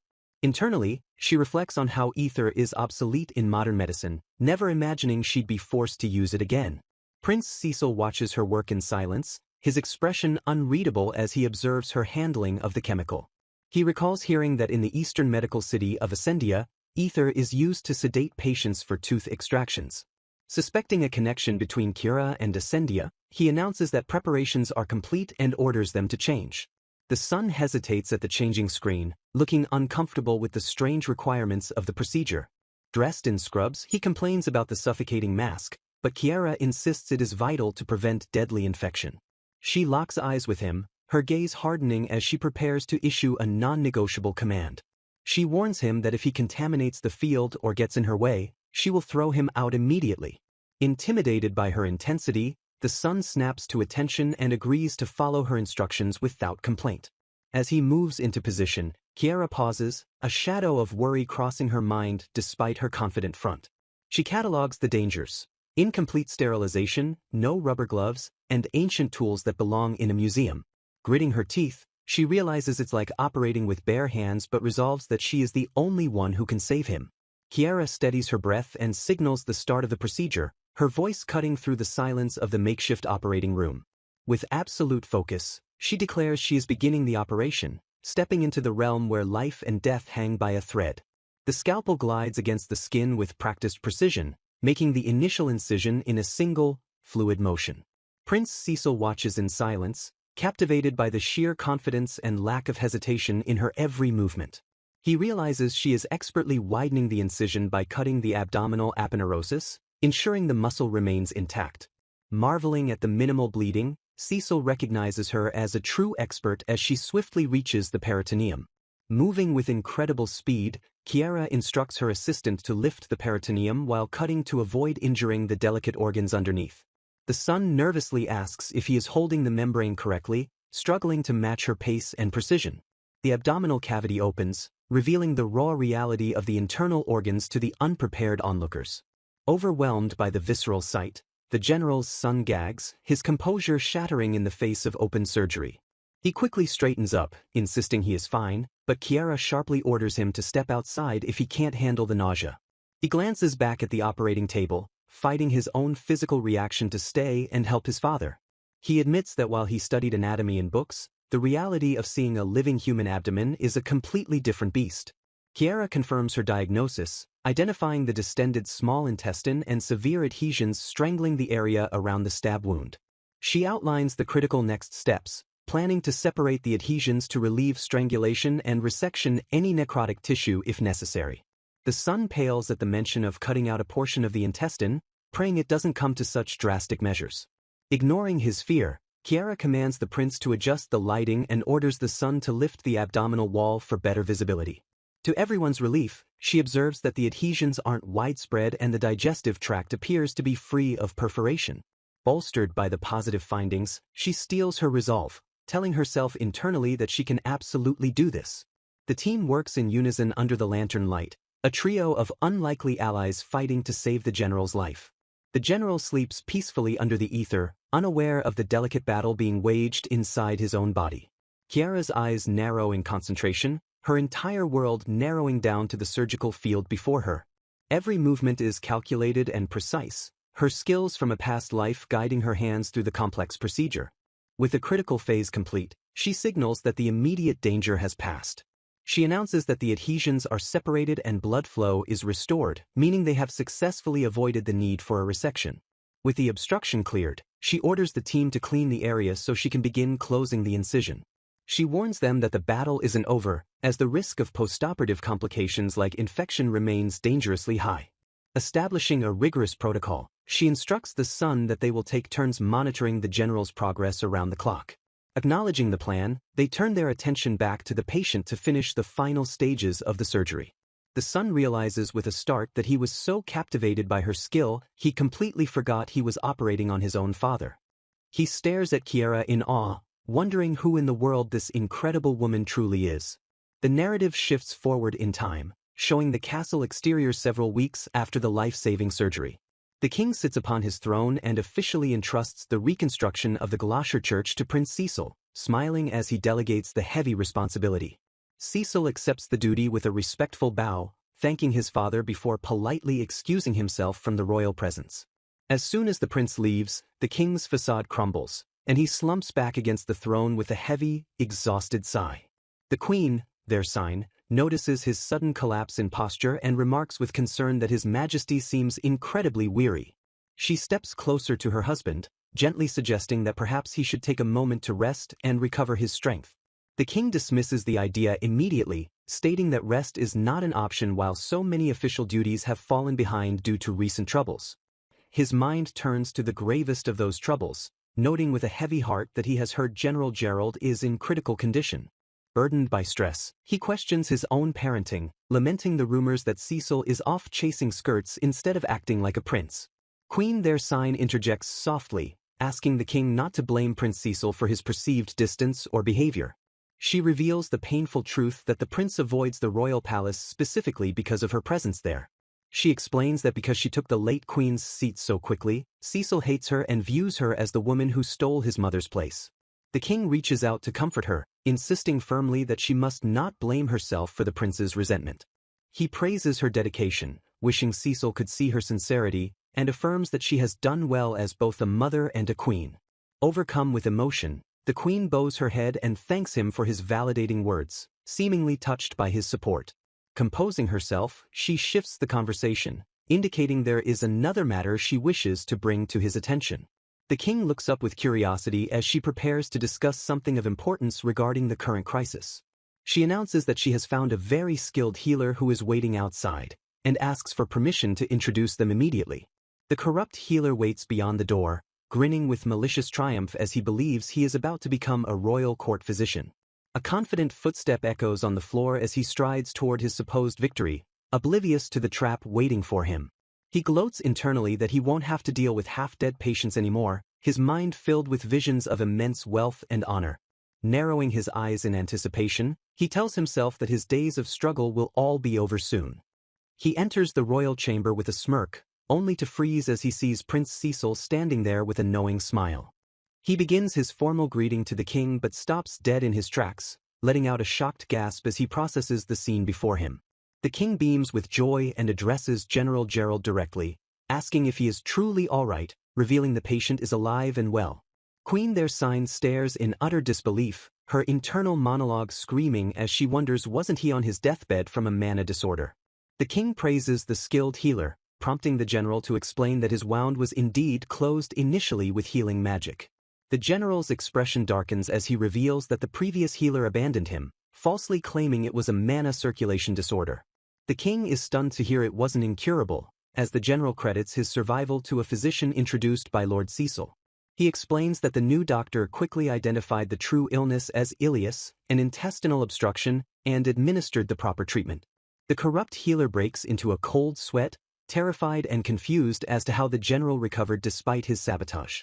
The general laughs heartily, reporting that he is well and expects to return to his duties soon, much to the king's relief. Realizing his scheme has collapsed, the healer nervously attempts to excuse himself and flee the room before his crimes are fully exposed. The corrupt healer stares in humiliated silence as a royal attendant bows with a smirk, signaling his absolute defeat. Cold sweat pours down his face as the realization of his failed scheme crashes down on him. The king innocently asks about the skilled healer he had promised to introduce just moments ago. Cornered, the healer stammers an excuse about other appointments, desperately trying to flee the royal presence. He grits his teeth in fury, realizing Cecil manipulated the information to ambush him with Gerald's recovery. Cecil watches him go with a cold gaze, silently vowing that if his enemies play dirty, he will return the favor in kind. The healer retreats, swearing internally that the throne belongs to the second prince and plotting his revenge. The scene shifts to the quiet sanctuary of the palace library, where sunlight filters through a grand chandelier. A book lies open on a table, displaying a crude and primitive anatomical drawing of the human body. Chiara stares at the page in disbelief, shocked to learn that this simplistic diagram is the Academy's standard textbook. She critiques the glaring errors, noting that while the existence of ether suggests 19th century chemistry, medical knowledge is lagging behind. Cecil approaches from behind, acknowledging her presence and commenting on the pathetic state of their anatomical knowledge. Startled, Chiara turns around to find the prince standing right there in the library stacks. He offers a gentle smile and asks if she has a moment to speak with him privately. They move to a garden gazebo, the peaceful scenery contrasting with the weight of their conversation. Cecil bows his head, expressing his deep gratitude and admitting he doesn't know how to repay her for saving the general. Chiara remains humble, insisting she only did her duty and crediting the general's own strength for his survival. She points out that avoiding infection after such a surgery was merely a stroke of luck given the poor conditions. Cecil refuses to accept her modesty, insisting that without her intervention, the false diagnosis would have killed him. He condemns the corrupt system, angry that incompetent fools fabricate diagnoses to protect their own reputations. He explains that the kingdom rose to power through magic, creating a society deeply reliant on mystical arts. As a consequence, privileges and power are exclusively granted to those with high magical aptitude. He poses a rhetorical question about the fate of a country run solely by those who benefit from magical exclusivity. He reveals the dark truth that the elite have systematically eliminated all non-magical knowledge to protect their authority. He explains that any patient uncured by magic is discarded with the convenient label of a mana circulation disorder. Chiara finally understands why the medical texts are so primitive, realizing the stagnation is intentional. She tries to deflect, claiming her success was a coincidence, but Cecil reminds her she has saved 2 lives without magic. He drops the pretense, confronting her directly about possessing knowledge that transcends their current era. He declares his intent to destroy the nation's twisted system before its refusal to change leads to total collapse. With intense focus, he asks Chiara to lend him her strength in this revolutionary endeavor. Chiara stares back, her mind racing as she processes the magnitude of his request. Internally, she panics, wondering how she got involved in a national conspiracy when she doesn't even know her own identity. She grapples with the overwhelming scale of the conflict she is being dragged into. Pausing to reflect, she considers what she truly wants in this new life. She realizes her desire isn't political, but something much more fundamental to her nature. A confident smile spreads across her face as she finds her answer.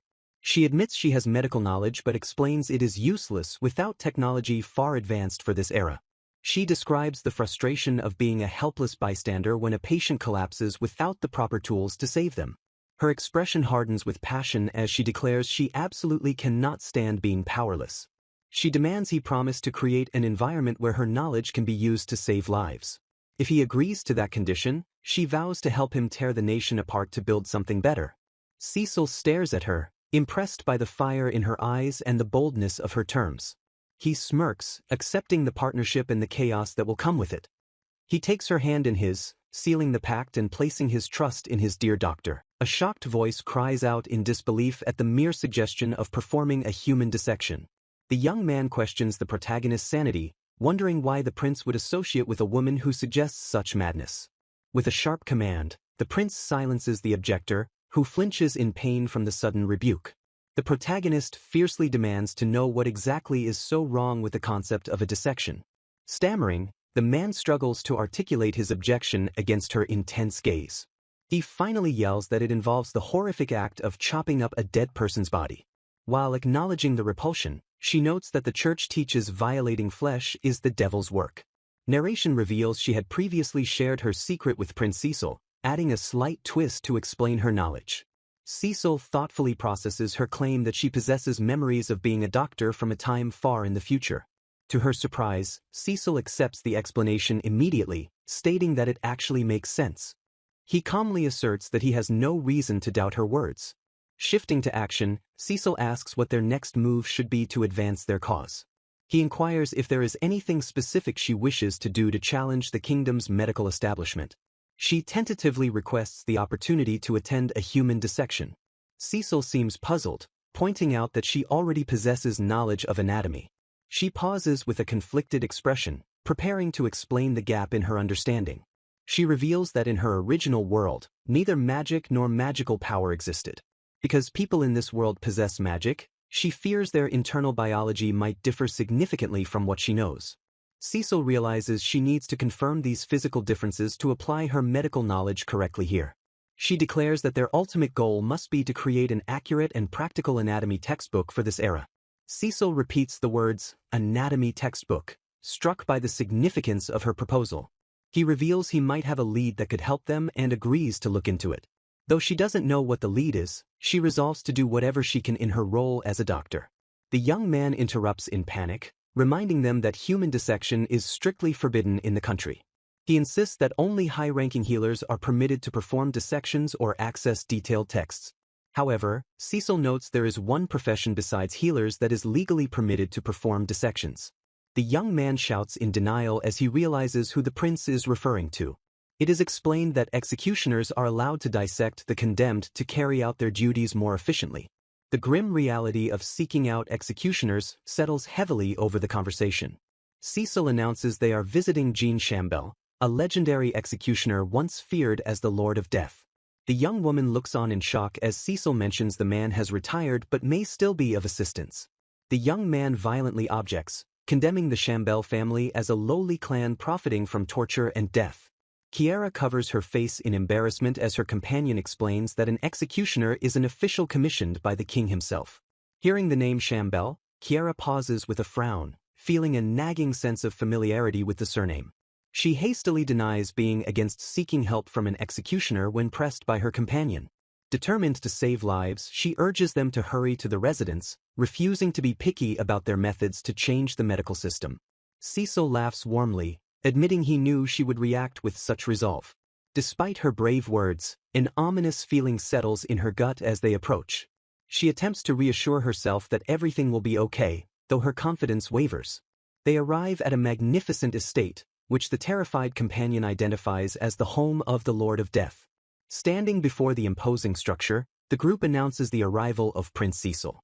The heavy doors swing open to reveal the imposing figure of the master of the house standing in the entrance. He greets His Highness with a formal bow, his piercing eyes scanning the visitors. Chiara's companion trembles in fear at the old man's terrifying presence. The man introduces himself as Jean Chambel, the master of the house, and inquires about the prince's company. Cecil thanks him for the welcome, while Jean expresses his honor at being granted an audience. Jean peers past the prince, asking if the figure standing behind him is a member of his household. Chiara looks around in confusion, wondering if there was someone else standing there. Her eyes widen in sudden shock as she spots a figure emerging from the shadows. A pale, blonde young man steps into view, his presence radiating a chilling aura. Chiara internally screams as she recognizes Francis Chambel, a major character from Cinderella's Engagement. Flashbacks reveal that in the story, Chiara was saved just in time by this cold-hearted executioner from hired thugs. Though Francis tried to push her away to protect her from his curse, she persisted in visiting him to express gratitude. Even though she loved the prince, her presence caused feelings of love to blossom in Francis's frozen heart. Francis decided that even if he could not have her, he would still dedicate himself to saving her. His sanity slowly fractured as he began secretly murdering Chiara's enemies, staining his hands with blood. A terrifying smile twists his face in her memory as he whispers her name. He vowed to kill everything that hurt her, descending into madness for her sake. Chiara panics, realizing that his character was the reason the romance story suddenly turned into a horror genre. Jean introduces his grandson Francis, who steps forward to wonder why a dangerous character is in such a place. Cecil remarks with interest that he wasn't aware Jean had a grandson. Jean hints at complicated circumstances, contradicting rumors that he passed his title to a nephew due to having no heir. They move into the parlor as Jean prepares to discuss the reason for their visit. Jean sits with a sharp smile, asking the prince why he has come to their home with such a beautiful young lady. Cecil presents his request, asking Jean to allow Chiara to attend a human dissection performed by the Chambel family. Surprised by the unconventional proposal, Jean looks at Chiara and asks if the prince refers to this young lady. Chiara confirms her resolve with a firm, unhesitating response. Realizing they are serious, Jean agrees to listen to their reasons, understanding it concerns the advancement of medicine. Cecil explains their intention to create an accurate anatomy text and reform the kingdom's medical system with her help. A frantic servant interrupts the conversation, shouting for his master. Jean turns his attention to the door as the servant urgently calls out to check if he is there. Two young villagers, a boy and a girl, stand in the doorway looking distressed. The girl, Liza, explains that her brother Bill has hurt his arm and they need help. Jean instructs Francis to see to it, and the young executioner immediately steps forward to examine the patient. Francis accepts the directive with a calm acknowledgement. Chiara watches in confusion, wondering why an executioner is stepping in to provide medical treatment. Francis examines the injury, noting the swelling and asking the boy if he can move his wrist. The boy grimaces, admitting that while he can move it, the motion is extremely painful. Chiara observes from the side, confirming to herself that the wrist is indeed swollen. She analyzes the symptoms, suspecting a distal radius fracture despite the lack of obvious deformity. When asked how it happened, the boy claims he accidentally caught his hand between some lumber. Francis coldly sees through the lie, stating that fractures around the wrist are usually caused by falling on an outstretched hand. He presses the boy to reveal the truth about what really happened. The sister bursts out that her brother was fighting Ralph, a farmer's son, who tried to drag her into a barn. As the girl pleads for understanding, Jean expresses his sympathy and asks if she remains unharmed. She begs them to keep it a secret, fearing that rumors of being defiled would ruin her chances of marriage. Francis promises his silence and instructs the boy to focus solely on his treatment. Chiara is visibly moved, realizing that despite his reputation, Francis is actually a kind person. Francis diagnoses a likely radial fracture and explains he must set the bone to prevent loss of mobility. He warns the boy that the procedure will be painful and asks for his consent to proceed. Francis calls upon his grandfather to assist him with the reduction. Chiara watches in awe, certain now that these executioners possess genuine medical knowledge. After the procedure, the girl bows deeply in gratitude while her brother stands with his arm in a sling. Chiara exclaims that their skill is incredible and asks where they learned such medicine. Jean reveals that the Chambel family has developed unique medical knowledge through the dissection of criminals. He turns the question back to Chiara, noting he could tell by her reaction that she recognized the anatomical precision of their work. Chiara introduces herself as a surgeon and implores Master Chambel to lend her his strength, stating her goal is to learn and spread correct anatomical knowledge. Chambel dismissively counters that such knowledge is useless when a simple healing spell can cure a fracture in a single day. He argues that the only people grateful for such primitive treatments are criminals or the poor who cannot afford a healer.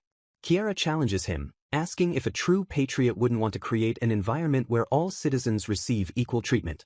Jean concedes that her opinion has merit, shocking Francis, who cannot believe his grandfather is entertaining her ideas. Francis bitterly explains that as executioners, they are reviled as omens of misfortune and aren't even allowed to shop in town. He reveals that their unique medicine was born only because they couldn't rely on doctors and had to cure their ailments themselves.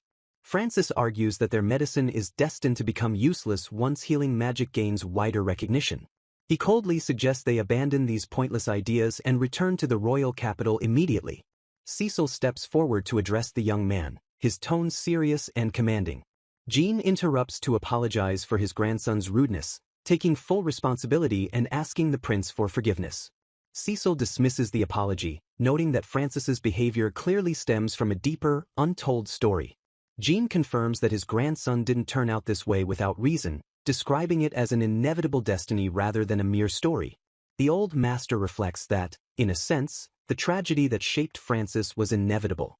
The scene shifts to a flashback where Liza anxiously asks her brother Bill if he is really okay after his injury. Bill admits the treatment hurt like hell but claims his arm is feeling much better now to reassure her. Liza apologizes tearfully, regretting that she didn't just accept Ralph's proposal to avoid this trouble.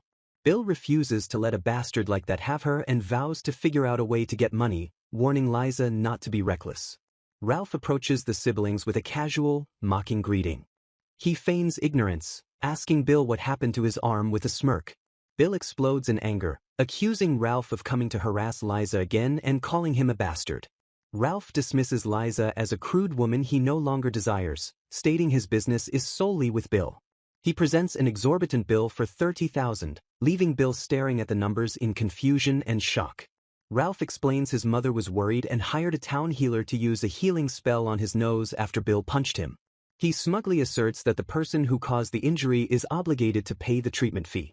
Liza realizes Ralph expects them to cover the entire cost and screams that it's ridiculous since her brother was protecting her. She argues that demanding payment for self-defense is beyond unreasonable, but Ralph coldly tells her to explain that to the authorities. Ralph reveals he has already reported the incident to the town council and taunts them to shout their truth in front of everyone. He mocks their potential defense, mimicking Liza's plea about her brother saving her to trivialize their struggle. Enraged by the mockery, Bill charges at Ralph, screaming at the bastard in a blind fury. In a blur of motion, Ralph easily evades Bill's desperate punch, preparing to counterattack. Visual scene. Ralph looks down with cold, dead eyes, showing no mercy as he prepares to strike. Visual scene. A weapon strikes down violently, the sound of the blow echoing as Ralph assaults the defenseless boy. Visual scene. Liza screams for him to stop as Ralph beats her brother, who curls up on the ground unable to fight back. Ralph walks away, reminding them to pay the fee while sneering that this is what happens when poor brats get cocky. Liza cradles her injured brother in the rain, asking if he is okay as he groans in pain. Trembling with rage and helplessness, Bill vows to make them pay for this injustice. Jean explains that his family is despised by all, recounting how his son foolishly longed for the outside world because an executioner's son can only survive by inheriting the role. In a flashback, the son declares his intention to leave home, shocking his father with his reckless decision. Ignoring Jean's warnings not to be a fool, the son steadfastly decides to become an actor. Jean narrates how his son took on a false name and started his new life as an apprentice in a local theater troupe. His talent led to popularity and a marriage to the director's daughter, which blessed them with Francis and a seemingly smooth life. However, the foolish son confessed his true origins to his wife, who reacted with immediate and cruel disgust. Terrified that harboring a filthy reaper would ruin the troupe, she lamented living with an executioner for 4 years and bearing his child. Young Francis weeps, heartbroken and abandoned by the mother who rejected his lineage. The son was cast out, and the troupe abandoned Francis with Jean like a stray dog while Jean yelled at them to leave. Jean reveals his son never returned, wandering from place to place with his remaining pride preventing him from coming back. 5 days after being attacked by a thief, the son drew his last breath due to his untreated wounds. Chiara listens with a horrified expression, tears welling in her eyes at the tragedy. A flashback shows young Francis frantically begging at a door to save his dying father. Every healer in town refused him, claiming their patients would stop coming if they touched a reaper. Jean turns to Cecil, referencing the prince's earlier words about caring for the kingdom. He repeats the question about creating an environment of equal treatment, making Chiara realize the source of Francis's earlier bitterness. Jean explains that he taught Francis all the skills and knowledge needed to survive as an executioner since then. He states that Francis is scheduled to assume the duties next month, as it is the only path left for him. The old master shifts his attention, addressing Lady Chiara directly. He grants permission for her to attend an autopsy, promising that his nephew, the current executioner, will cooperate. However, he warns her to stop getting involved, as associating with a Reaper's family will destroy her credibility no matter how skilled she is. Jean offers to prepare past autopsy records for her instead, hoping to satisfy her without risking her reputation. A sudden downpour strikes outside, interrupting their departure.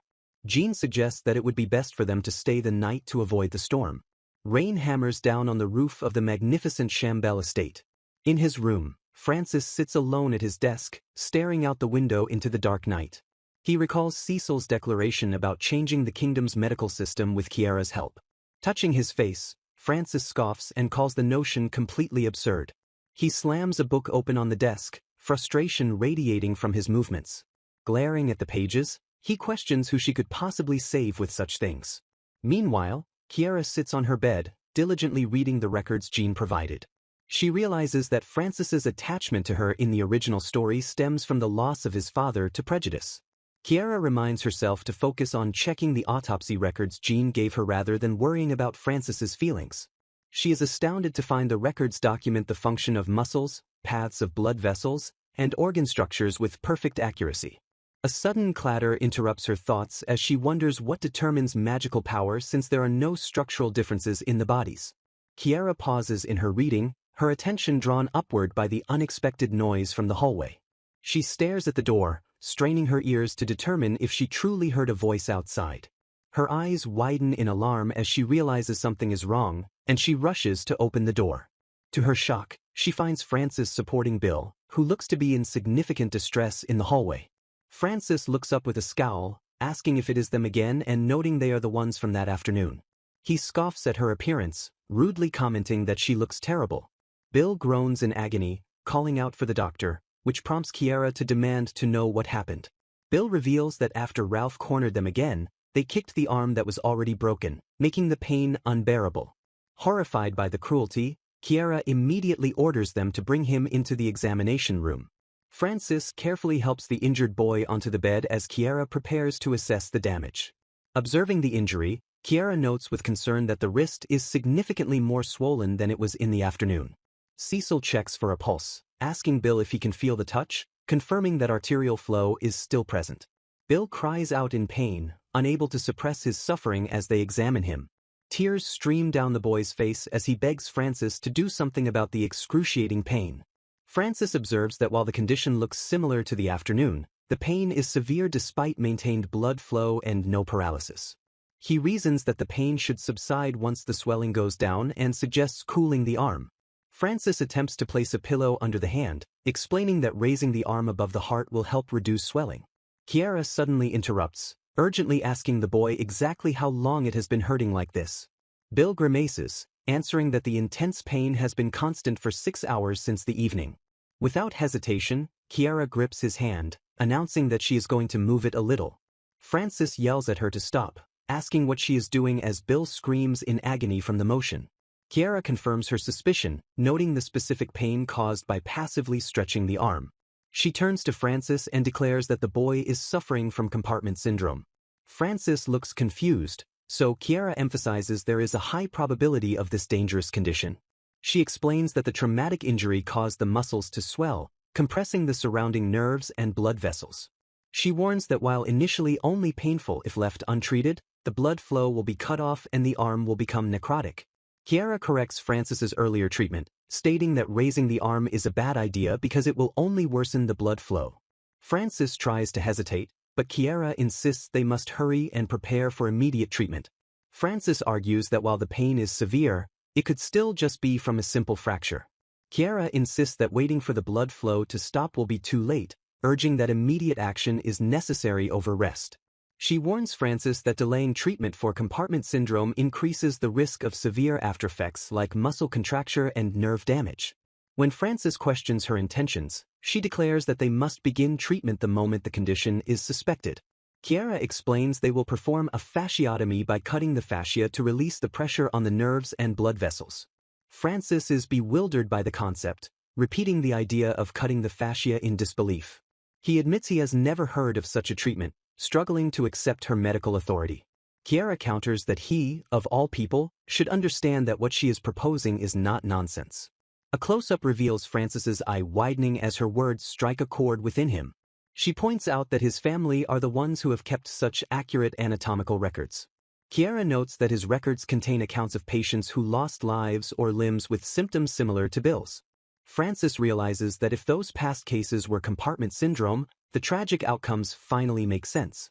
He asks her to explain the fasciotomy procedure to him, accepting her diagnosis. Chiara begins detailing the incision on the palm-side skin to cut the superficial fascia, instructing everyone to listen carefully. Internally, Francis struggles with trusting a noble girl, wondering if his grandfather is actually taking her seriously.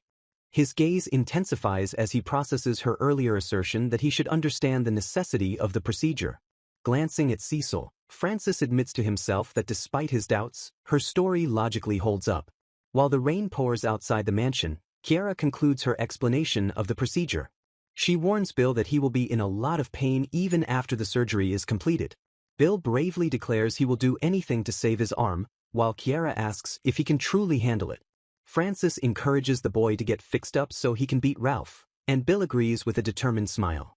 Suddenly, Chiara gasps in shock as a critical realization hits her. She panics, realizing she does not have ether, the most important item for the surgery. Despair sets in as she understands this means they must perform the fasciotomy without any anesthesia. Cecil calmly holds out a bottle, asking if this is what she is looking for. Chiara is stunned to see he has ether, which he claims he carries because she has a tendency to attract trouble. Gripping the bottle, she cries out to His Highness in overwhelming relief. Beaming with gratitude, she announces that they can now proceed with the treatment. Cecil watches the interaction with a serious, contemplative expression. Chiara turns and calls out to Francis, shaking him from his stupor. She orders him to help her get things ready, leaving him confused as to why she needs his aid. Chiara reminds him that he was the first to examine Bill, so he had better see this through to the end. She shouts at him to stop moping around, shocking him into action. Francis approaches the pair with resolve, declaring that he agrees to their proposal and will do it. A time skip of several weeks transitions the scene to a group of young men laughing raucously. Ralph boasts to his friends about bullying Bill, claiming the boy looked ready to cry after being tripped. His companions warn him that Bill's father is a big shot on the council, but they note Ralph is getting too cocky. A furious shout of "Ralph" interrupts their conversation, which Ralph dismisses as the whining of losers. Ralph turns to see Bill standing there, sneering that he has finally found him. Ralph tauntingly asks what Bill wants, mocking him as he approaches with a menacing air. He arrogantly claims that Bill is the one who has something to say to him, posturing aggressively. Ralph's expression crumbles into terror as he realizes who is accompanying Bill, stammering his name in shock. Ralph's lackeys freeze in fear as they face the intimidating presence of Francis alongside Bill. Screaming in a mix of fear and anger, Ralph calls them bastards. Bill swings his fist, accusing Ralph of snitching to his father as he launches his attack. The punch connects solidly with Ralph's face, sending him reeling back from the impact. Bill declares that the blow is payback for what Ralph did to his left hand as Ralph groans in pain. He warns Ralph to be ready, vowing to repay what he owes Reese once his hand is fully healed. Back in the present, Francis explains that Ralph was sent to his mother's family home to be disciplined after the incident. Cecil assures them he handled Ralph's family to prevent any retaliation, displaying his political influence. Francis admits surprise at Cecil's behind-the-scenes work, to which Cecil replies he is used to cleaning up messes. Chiara laughs at the exchange, amused by the dynamic between the prince and the executioner. Chiara narrates that she spent her days traveling between the capital and the Shambell estate to check on Bill.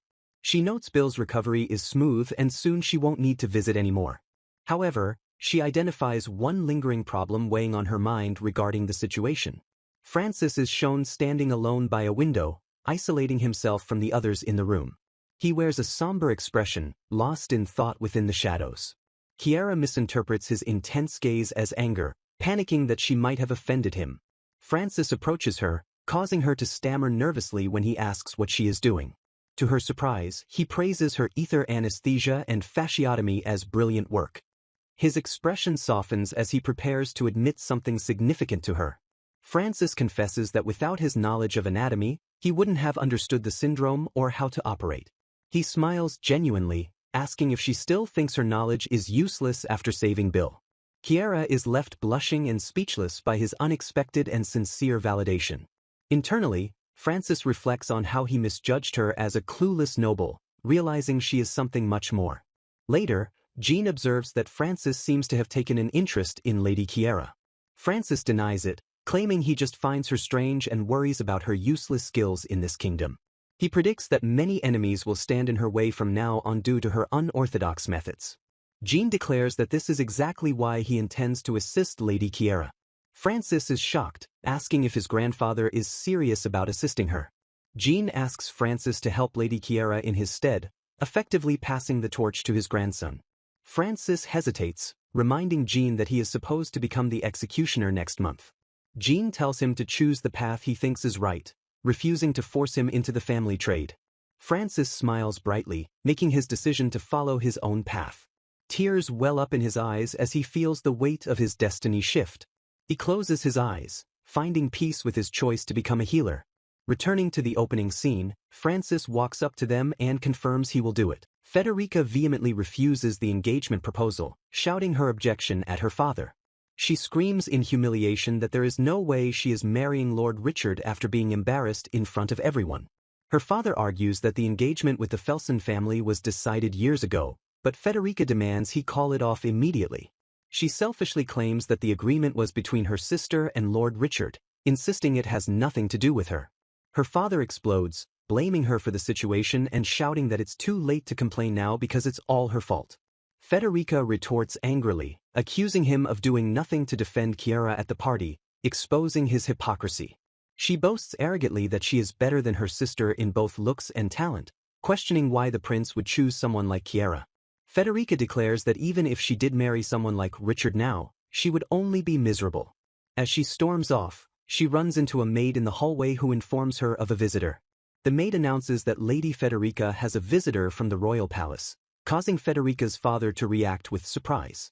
Federica freezes, her eyes widening in shock at the news of a royal visitor. A handsome man introduces himself, expressing his pleasure to make her acquaintance. He reveals his name is Guise and states he has the honor of serving Her Majesty, Queen their sign. Guise asks politely if Lady Federica would spare him a moment of her time to answer a question. Federica blushes, charmed by the handsome visitor's smooth demeanor. The scene shifts to the exterior of a building where someone calls out to Eric.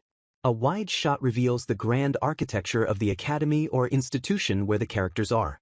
Two students approach Eric in the hallway, greeting him casually. A cheerful student asks Eric where the next lecture is being held. The students notice Eric's troubled expression and hesitate, sensing something is wrong. A close-up shows Eric clenching his fist at his side, trembling with suppressed anger. One of the students calls his name, confused by his silence and intensity. The student hesitantly brings up a nasty rumor that is circulating about Eric. Eric reacts sharply as the student explains people are saying he and his father got involved with shady characters and insulted Dr. Dohan. Eric demands to know who is spreading such nonsense, and the student reveals it's Dr. Dohan's assistants telling everyone. Furious, Eric curses the assistants under his breath for spreading lies. He declares that the truth doesn't matter because Dr. Dohan was going to abandon his father to die. Another student warns Eric that if he wants to become a healer, he'd better be careful about what he says. Eric stands silently as the students walk away, leaving him alone with his frustration in the hallway. The scene transitions to the exterior of another building under a bright sky. As Eric walks alone, he reflects on the rumors about Chiara and the prince, acknowledging the potential scandal if they are true. He admits to himself that while Chiara is suspicious and could be called a quack, it is an undeniable fact that her surgery saved his father. Eric watches in silence as Chiara disappears, standing alone in the hallway. He resolves to stop thinking about that woman, determined to cut ties completely. Walking through the streets, he tells himself he will have nothing more to do with her, noting she has already left their mansion. Suddenly, he hears a familiar voice and stops in his tracks, his eyes widening in shock. He turns to see Prince Cecil standing right there in the middle of town. Eric bows respectfully, declaring it an honor to see His Highness again, who greets him warmly in return. Cecil explains he came to pick something up from a craftsman as a favor for Chiara. Eric is stunned, thinking indignantly that the woman is using the prince of a nation to run her errands. A shopkeeper emerges, thanking His Highness for waiting. Cecil introduces Francis to Eric, explaining that he is assisting Chiara with their work. He then introduces Eric to Francis as General Gerald's son and a healer in training at the academy. Nearby girls squeal in delight at the sight of the two handsome men together. They gush over how gorgeous the gentleman next to the prince-like figure is. Eric stares blankly with swirly eyes, completely overwhelmed by the surreal situation unfolding before him. Francis quickly offers to carry the packages, urging them to leave quickly to escape the attention. The scene shifts to the exterior of a location surrounded by trees under a cloudy sky. Eric looks up, stammering as he tries to process their new location. He stares at a dilapidated building overgrown with vines, asking what this place is. Chiara appears, announcing she bought the old building to open her own clinic once preparations are complete. Eric looks at the rundown place skeptically, wondering if patients will really come, but is interrupted by children screaming that the witch is here. The children scatter in panic, shouting at the brats to run. Chiara yells at them not to play in someone else's house without permission. Francis laughs at the familiar scene while Eric wonders what she is doing. Chiara explains the building used to be a playground for the neighborhood kids and sighs that they keep sneaking in. As they run, one of the boys trips and falls hard to the ground with a grunt. His friend yells at him to get up quickly so they can escape. The fallen boy looks up with wide, terrified eyes as he realizes something is wrong. He screams in agony, causing the others to freeze in shock. Eric rushes forward, asking what is wrong as the boy cries that it hurts. The friend stammers that he only pulled him a little, confused by the extreme reaction. The terrified children beg for mercy, promising to apologize and pleading not to be eaten. Ignoring their fear, Eric gently asks the boy to point to where it hurts, trying to assess the injury. Chiara instructs the crying boy to raise both arms high so she can assess the extent of his injury. She gently demonstrates the motion, encouraging him to lift his arms just like she is doing. The boy attempts the movement but bursts into tears, unable to raise his left arm due to the sharp pain. Eric realizes with horror that the boy must have heard it when his arm was pulled earlier during the escape. A concerned voice interrupts the scene as Cecil and Francis arrive, asking if everything is all right. Cecil defers explanations for later, prioritizing the child's condition and asking Eric why he is there. Chiara diagnoses a pulled elbow, explaining how a child's underdeveloped joints allow the bone to slip from the ligament. She assures the panicked friend it is okay and to leave it to her, comforting him as he blames himself. The injured boy looks up with tear-filled eyes, waiting for the treatment to begin. Chiara reassures him that it will only sting for a second as she grips his arm to perform the procedure. With a swift, practiced motion, a loud crack echoes as she resets the joint in an instant. Chiara finishes the maneuver and asks how it feels, checking if the pain has subsided. The boy blinks in surprise and waves his hand, exclaiming in amazement as the pain vanishes. Eric stares in disbelief, demanding to know what she just did as he watches the arm move freely. The boy thanks her profusely, and she explains she simply put the bone back into place so he can use it normally. Chiara asks the friend to fetch his parents so she can explain the situation to them properly. Turning to Eric, she apologizes for trespassing on his property with a respectful bow. Eric dismisses the apology with a blush, telling them to just be careful not to fall again. Internally, Eric admits that this woman is the real deal, impressed by her undeniable skill. Chiara smiles warmly and thanks Eric again for his assistance before they depart. The group prepares to leave the grounds, with Francis leading the way out. Eric awkwardly suggests getting back to cleaning up to break the lingering tension. He hesitates before calling out to stop Chiara, needing to ask one final question. Eric confronts her about the dislocation diagnosis, demanding to know the specifics of how she treated it. Chiara begins explaining the annular ligament encasing the radial head and the mechanics of the injury. Cecil interrupts with a smile, suggesting they save the complicated talk for later since Eric came to see them. Eric flusteredly denies it, claiming he only came to help carry the packages and nothing more. Cecil ignores the denial, his gaze sharp as he prepares to reveal the contents of the box. He invites Eric to take a look, causing Eric to gasp as he recognizes the prototype inside. Eric stares wide-eyed at the collection, asking what in the world all this is. A close-up reveals rows of gleaming, specialized metal tools arranged precisely in the case. Chiara explains they are surgical instrument prototypes, while Eric identifies tweezers, scissors, and scalpels in awe. Chiara eagerly decides to test the prototypes immediately and asks Francis to bring the prepared materials. Francis presents a piece of young pork with the skin still attached as she requested. He confirms that he has completely shaved the skin for her practice session. Eric looks baffled and asks why she would need pork to practice suturing. The prince explains that pig skin has a structure and thickness very similar to human skin. Eric stares in disbelief, asking if she is actually serious about this method. Chiara proceeds to make an incision with the scalpel to test the new instruments. She carefully tightens the knot to close the wound on the sample. The three observers watch the procedure with intense focus. Chiara reports that the suturing is going smoothly and praises the grip of the well-made tweezers. The prince is pleased by the feedback, but Chiara interjects with a significant concern. She pulls on the thread to demonstrate its limits to the group. The thread suddenly snaps under the tension. Chiara notes the thread lacks durability and struggles to pass through the tissue effectively. Eric suggests simply using a thicker thread to solve the breakage issue. Chiara agrees to the experiment and prepares to suture with a thicker thread. She threads the needle with a heavier gauge and pierces the skin. Eric watches intently and gasps as he observes the difference in the tissue reaction. Chiara explains that while thicker thread is stronger, it puts more strain on the tissue and leaves larger scars.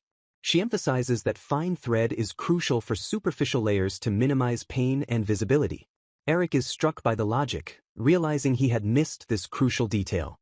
The prince promises to consult a thread maker for improvements as Eric falls into deep thought. Eric admits to himself that he never considered the patient's cosmetic outcome until now. He recognizes that unlike arrogant healers, Chiara prioritizes the patient's well-being above all else. Resolved, he decides he must take action immediately. He suddenly calls out Chiara's name, startling her from her work. Eric stands before her with a determined expression on his face. He apologizes for his past rudeness and begs her to teach him her medical knowledge. Chiara is bewildered by his sudden request while the prince watches silently. Eric declares his desire to become someone capable of helping his father and brothers. He shouts that he is willing to quit the academy to pursue this path. With desperate intensity, he begs her to take him on as her disciple. Chiara is left stunned as he pleads with her to accept him.